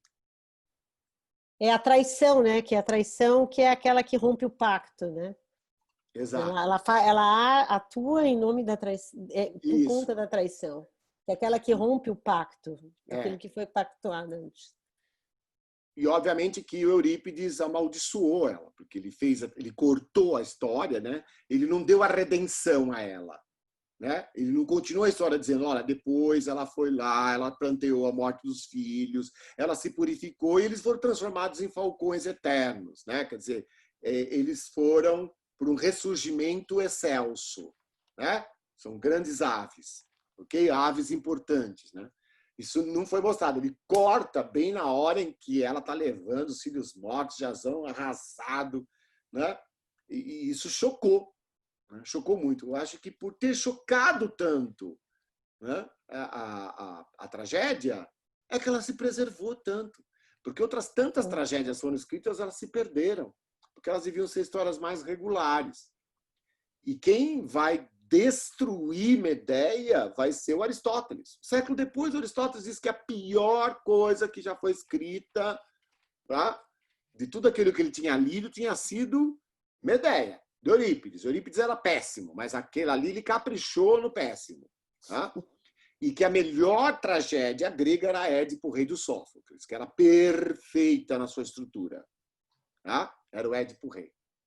Então, aí essa praga da Medeia continuou para todo sempre, né? A mãe que mata os próprios filhos e se dá bem no final. Como assim? Né? É muito interessante. Fábio, o texto que você disse que você fez para os seus alunos, você vai disponibilizar ele? Eu fiquei interessada. Em PDF para vocês. Sim, sim. Tá? A gente disponibiliza para o grupo, né? Tá bom? Vocês deem uma lida lá, se escapou alguma digitação errada, paciência, às vezes alunos falam, professor, digitou errado, eu vou lá e corrijo, tá? Mas é um texto que me deu muito trabalho, assim, eu realmente quis cotejar os dois maiores tradutores e não desrespeitar o Eurípides, né? Então, tive um cuidado enorme com o trabalho desse texto, mas eu posso, sim, disponibilizar para vocês, tá?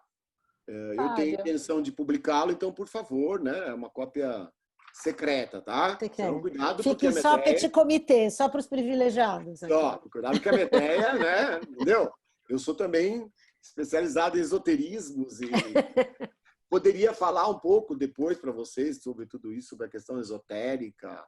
Todas as questões esotéricas dentro da literatura tem um monte, né? Um monte. Várias obras da literatura, né? Inclusive no Guimarães Rosa, né? Até no Guimarães isso vai aparecer, né? Então é maravilhoso. Fábio, posso fazer mais uma pergunta? Eu acho que tinha mais alguém tinha aberto o microfone, acho que a Carolina, foi a Carolina? Foi Carol. Carol Elô. Fala, Carol. Oi, Fábio. Queria só fazer uma pergunta e duas perguntas e uma colocação. Então, o final da Medeia foi esse destino, não sei se você pode chamar de maldição, mas essa vida como serpente daí para frente, ou a gente não sabe? Essa é a minha primeira dúvida. Mas se quiser responder, eu faço outra daqui depois você falar. Não, pode perguntar as duas, eu respondo. Tá. E a outra coisa que eu fiquei pensando, duas outras coisas, durante esses encontros, a gente sempre vê como, você sempre fala disso, né? Como a Idade Média pega alguma figura, algum entendimento desse momento e transmuta para uma coisa que era o exato oposto. Eu achei uma coisa interessante que você falou, eu queria entender se isso tem alguma ligação ou não, é a ideia do ovo, né? Porque o ovo no cristianismo tem a ideia da Páscoa, do ovo, do renascimento, que continuou um pouco essa ideia de transmutação. Tudo bem que a gente colocou um coelhinho fofo, não é mais uma serpente, mas essa ideia se manteve. A gente consegue pensar em alguma razão por que isso se manteve ou não, é só uma coincidência? E a última coisa, prometo, é só para pensar nessa questão, porque A Medeia mata os filhos, mas ela mata de vontade própria, ela não tem nenhuma intervenção divina. O Héracles, por exemplo, mata porque a Hera né, faz ele ter uma ira, etc., e ele mata os filhos.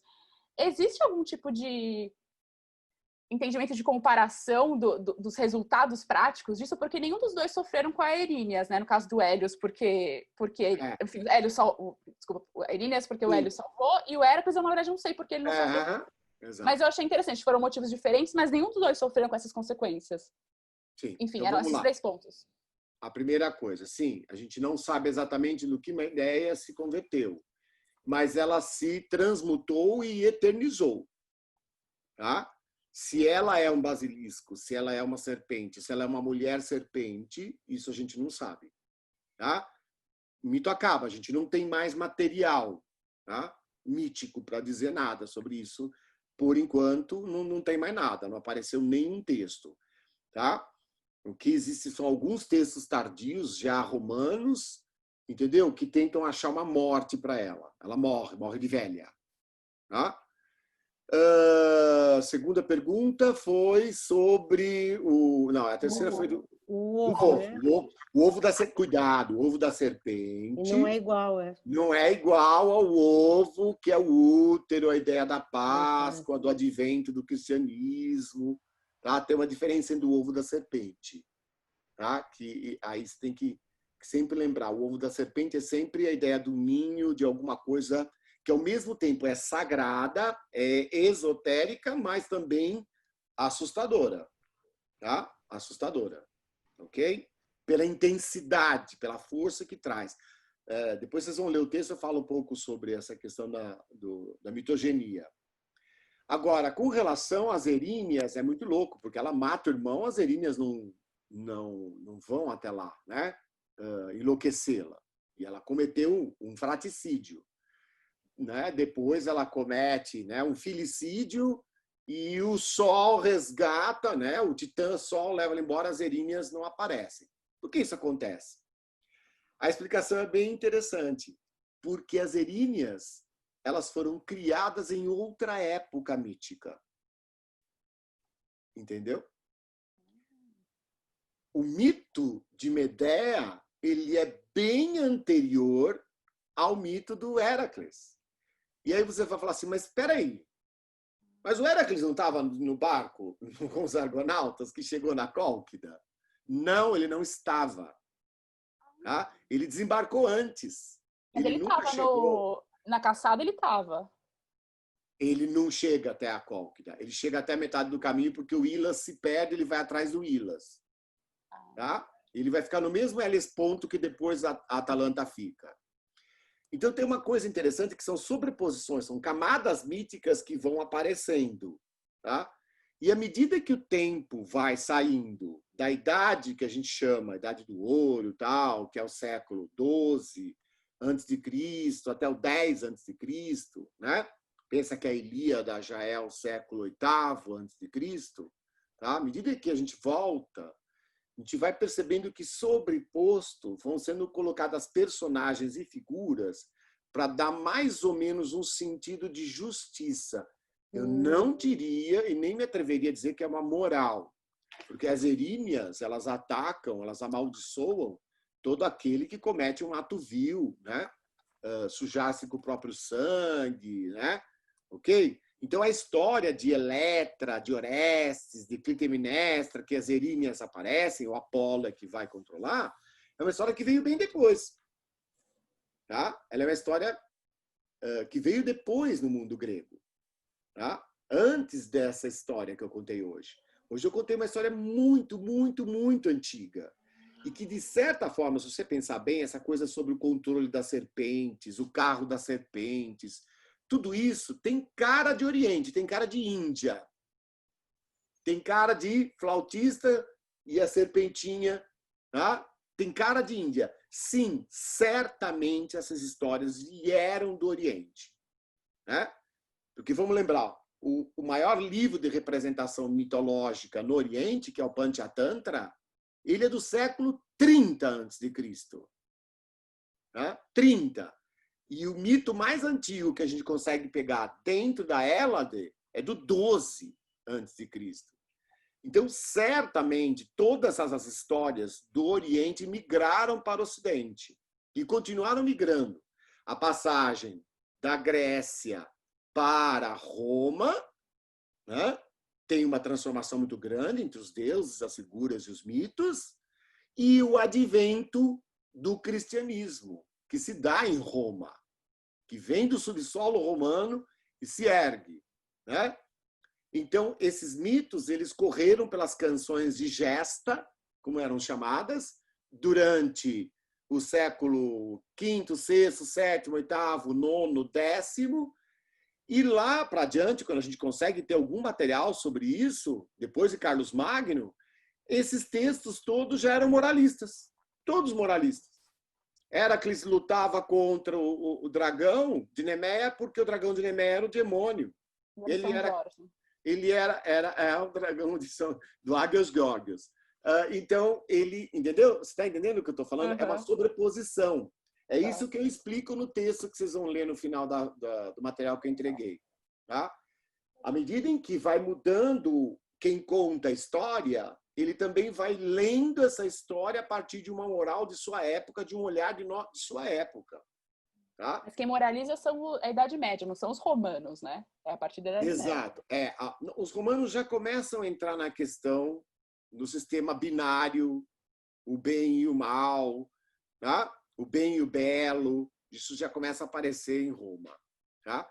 Mas a Roma cristã, isso daí, obviamente, né, suscita a ideia, esse Deus que o Adalberto falou, que transcende, né, passa a ser transcendente, ele é outra revelação, é outro contato, né, do que o processo de imanência, né, que a gente tem no mito grego.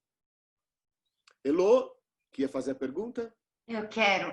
Assim, eu não sei se eu compreendi errado, ou mas na última, quando você foi falar que você ia falar sobre a Medeia, você disse que na sua fala você tentaria desmistificar essa figura como maligna.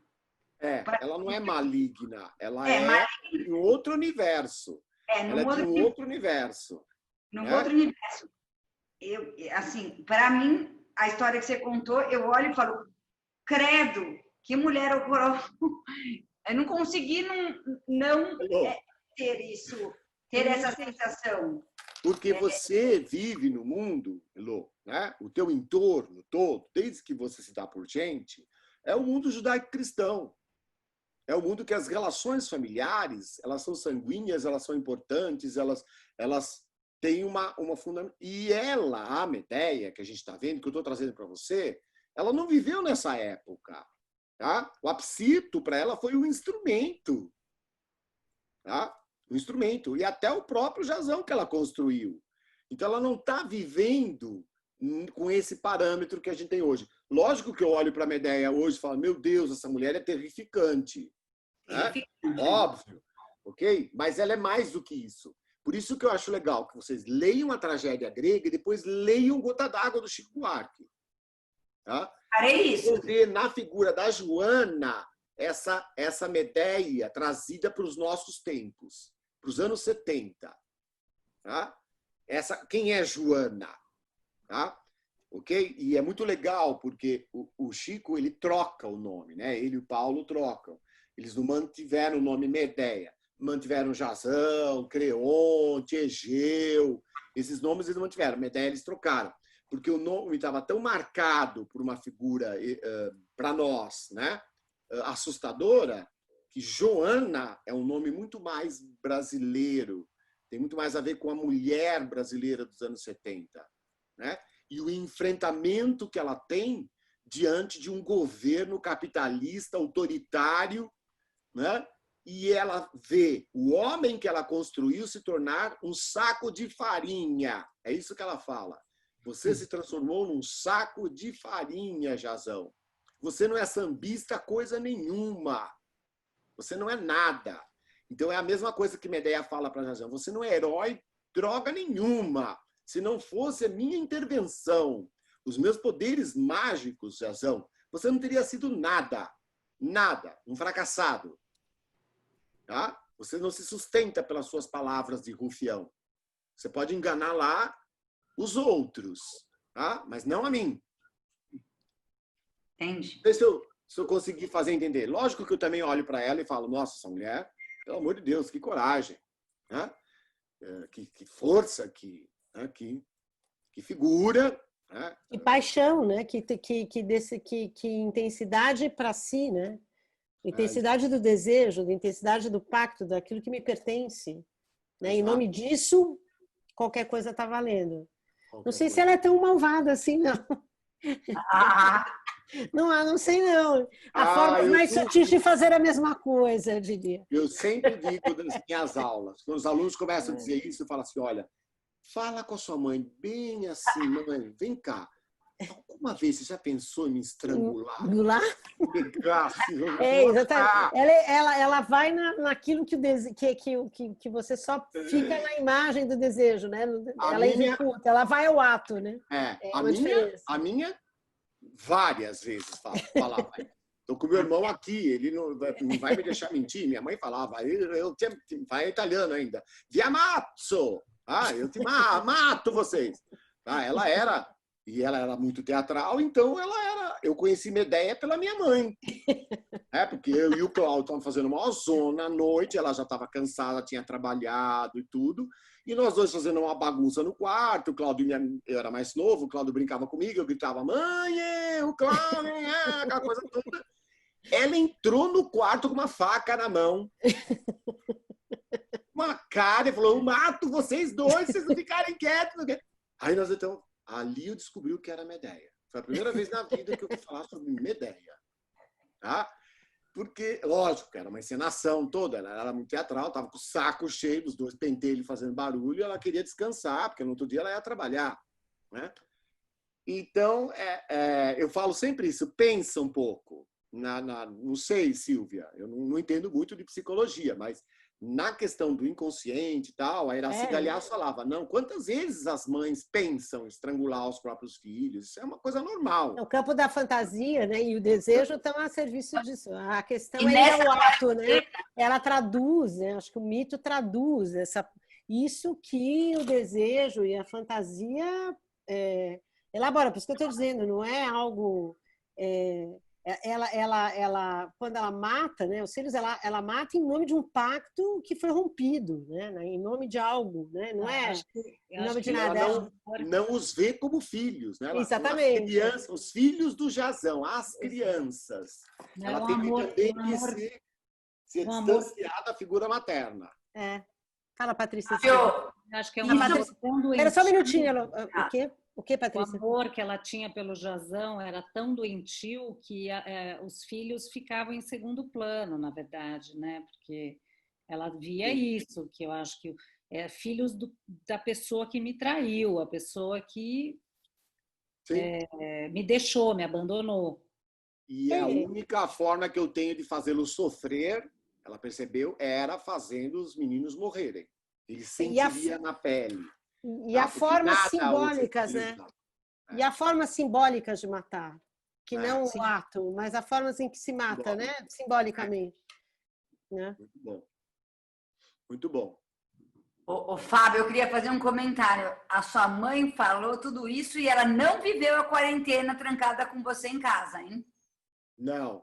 Poderia ter sido pior. Podia ter sido pior. Podia. E nós não éramos flor que se cheirasse, né? Nem eu, nem o Cláudio, ela sozinha, viúva, né? Ainda tinha outro irmão mais velho, éramos 3, né? Então, ela se defendeu bem, até os 91 anos de idade, 91 anos e meio. Tá? Ela se defendeu bem. Mas a gente dizia, puxa, mãe, que pena, o teatro perdeu uma grande atriz, só devia ter sido uma atriz. Ela era muito teatral, muito teatral. Uma figura bastante curiosa, assim, bastante curiosa. Todo mundo gostava dela, se divertia com ela. Ela era engraçada, tudo. Né? E, enfim. Eu acho só para a gente fechar isso, assim, né? Você, na figura de mais amor que você, né? Uma figura tão amorosa como a da mãe, você reconhece um traço de Medéia. Acho que isso que é interessante a gente pensar. Que o mito grego traz essa coisa, né? De não ter essa marca dessa tradição judaico-cristã do bem e do mal, né? É mal, né? Paixão e ódio, beleza e feiura, como você falou. Acho interessante pensar que, né, a mãe é a figura mais amorosa que tem um traço de Medeia. Né? Mas é que as pessoas são multifacetadas, né? Acho que isso que os mitos gregos são incríveis, exatamente, né? exatamente. As pessoas são multifacetadas, os deuses são multifacetados, e não tem a ideia de que a gente... Não é isso. E, assim como o ser humano... Talvez a Idade Média tenha trazido pra gente essa marca, né? E uma pecha, a gente tem que viver com isso, né? Eu sou boa ou eu sou ruim? A gente é um pouco de tudo. Onde é que eu ajo mais? Talvez desse lado. Estou numa temporada Medeia, estou numa temporada outra, né? Podemos viver assim, numa boa. O Nicolescu Bazarrab, só para encerrar, Nicolescu Bazarrab, ele foi autor da educação transdisciplinar. E ele dizia, né, desse legado que a gente carrega, né, trazido pela Idade Média, que a gente continua carregando isso, né, e os românticos fizeram o favor de dar mais corda, a gente não saiu desse século do romantismo, né, do século XIX. E aí ele dizia o seguinte: não é ou eu sou bom ou eu sou mal, ou é certo ou é errado, né? Não é um sistema binário. E também já não é mais só um certo e errado, bem ou mal, verdadeiro e falso. Tá? Nós temos que atingir um terceiro nível de realidade, que é o nem. Nem é isso e nem é aquilo, é uma outra coisa. Somos um processo de criação e que a civilização, segundo ele, né, e toda a discussão do grupo dele, olha, ele era um físico quântico, tá? Ele dizia que nós só atingiríamos essa nova perspectiva, o novo normal, se ele está morto já, mas enfim, o novo normal seria a possibilidade de a gente entrar no nem. Não é nem isso, nem aquilo, nem aquele outro. É uma outra construção, é uma outra edificação, né? E talvez a gente voltasse a ver o mito com uma certa dates, né? Com uma identificação, tá? Mas não apoiando-se mais nele. Nós construímos novos, nós vamos construir novos mitos. Nós estamos construindo. Só que os nossos mitos são todos permeados pela cultura judaico-cristã. Não tem jeito, a gente sempre toma partido, né? Então, as malévolas, e geralmente as pessoas já repararam o que tem de mulher má na história da literatura? O que tem de mulher má, né? E é impressionante, né? Bom, eu nem vou falar que o Disney também é responsabilíssimo por muitas dessas destruições. Tá? De mulher má, mulher burra. Tá? Disney gostava dessa coisa toda. Ou então, a figura má era gay. Tá? Era um ser meio, né, transgênero. A Úrsula. Né? É muito louco. É que a gente começa a pensar, vai longe aqui. A gente vai passar a madrugada falando aqui. Né? Tem muita coisa. Bom, gente, então a gente termina aqui hoje. Fábio, obrigada de novo, foi uma delícia. Imagina. Hoje estava o pessoal com vinho, né? A gente veio preparado para ouvir. Hoje tá bom. E semana que vem a gente tem o nosso último encontro do Colóquio, passou super rápido. Nossa. E como sempre a gente vai disponibilizar para vocês, eu tenho disponibilizado para vocês, a gente está gravando e disponibiliza os vídeos para quem quiser ouvir, para as pessoas que eventualmente não tiverem, e a gente continua disponibilizando aí semana a semana. A gente fica esperando, então, o seu texto, tá, Fábio? Eu mando, eu ponho, amanhã cedo eu já ponho. E a próxima é Safo, por favor, não percam, porque a gente aí vai fechar o círculo, né? Eu coloquei os colóquios, 4 figuras femininas fechando um oróboro. Vamos fechar esse oróboro, tá bom? Então, com a aula da Safo, que é maravilhoso, tá bom? Tá bom. Gente, boa noite, obrigada. Boa noite, obrigado. Tchau, pessoal. Tchau, Obrigada. Tchau, Elô. Tchau, queridos. Tchau, Patrícia. Tchau. Até quinta que vem. Até quinta que vem. Beijo. Tchau, Silvia. Obrigado. Obrigada a você. Fábio, vou ficar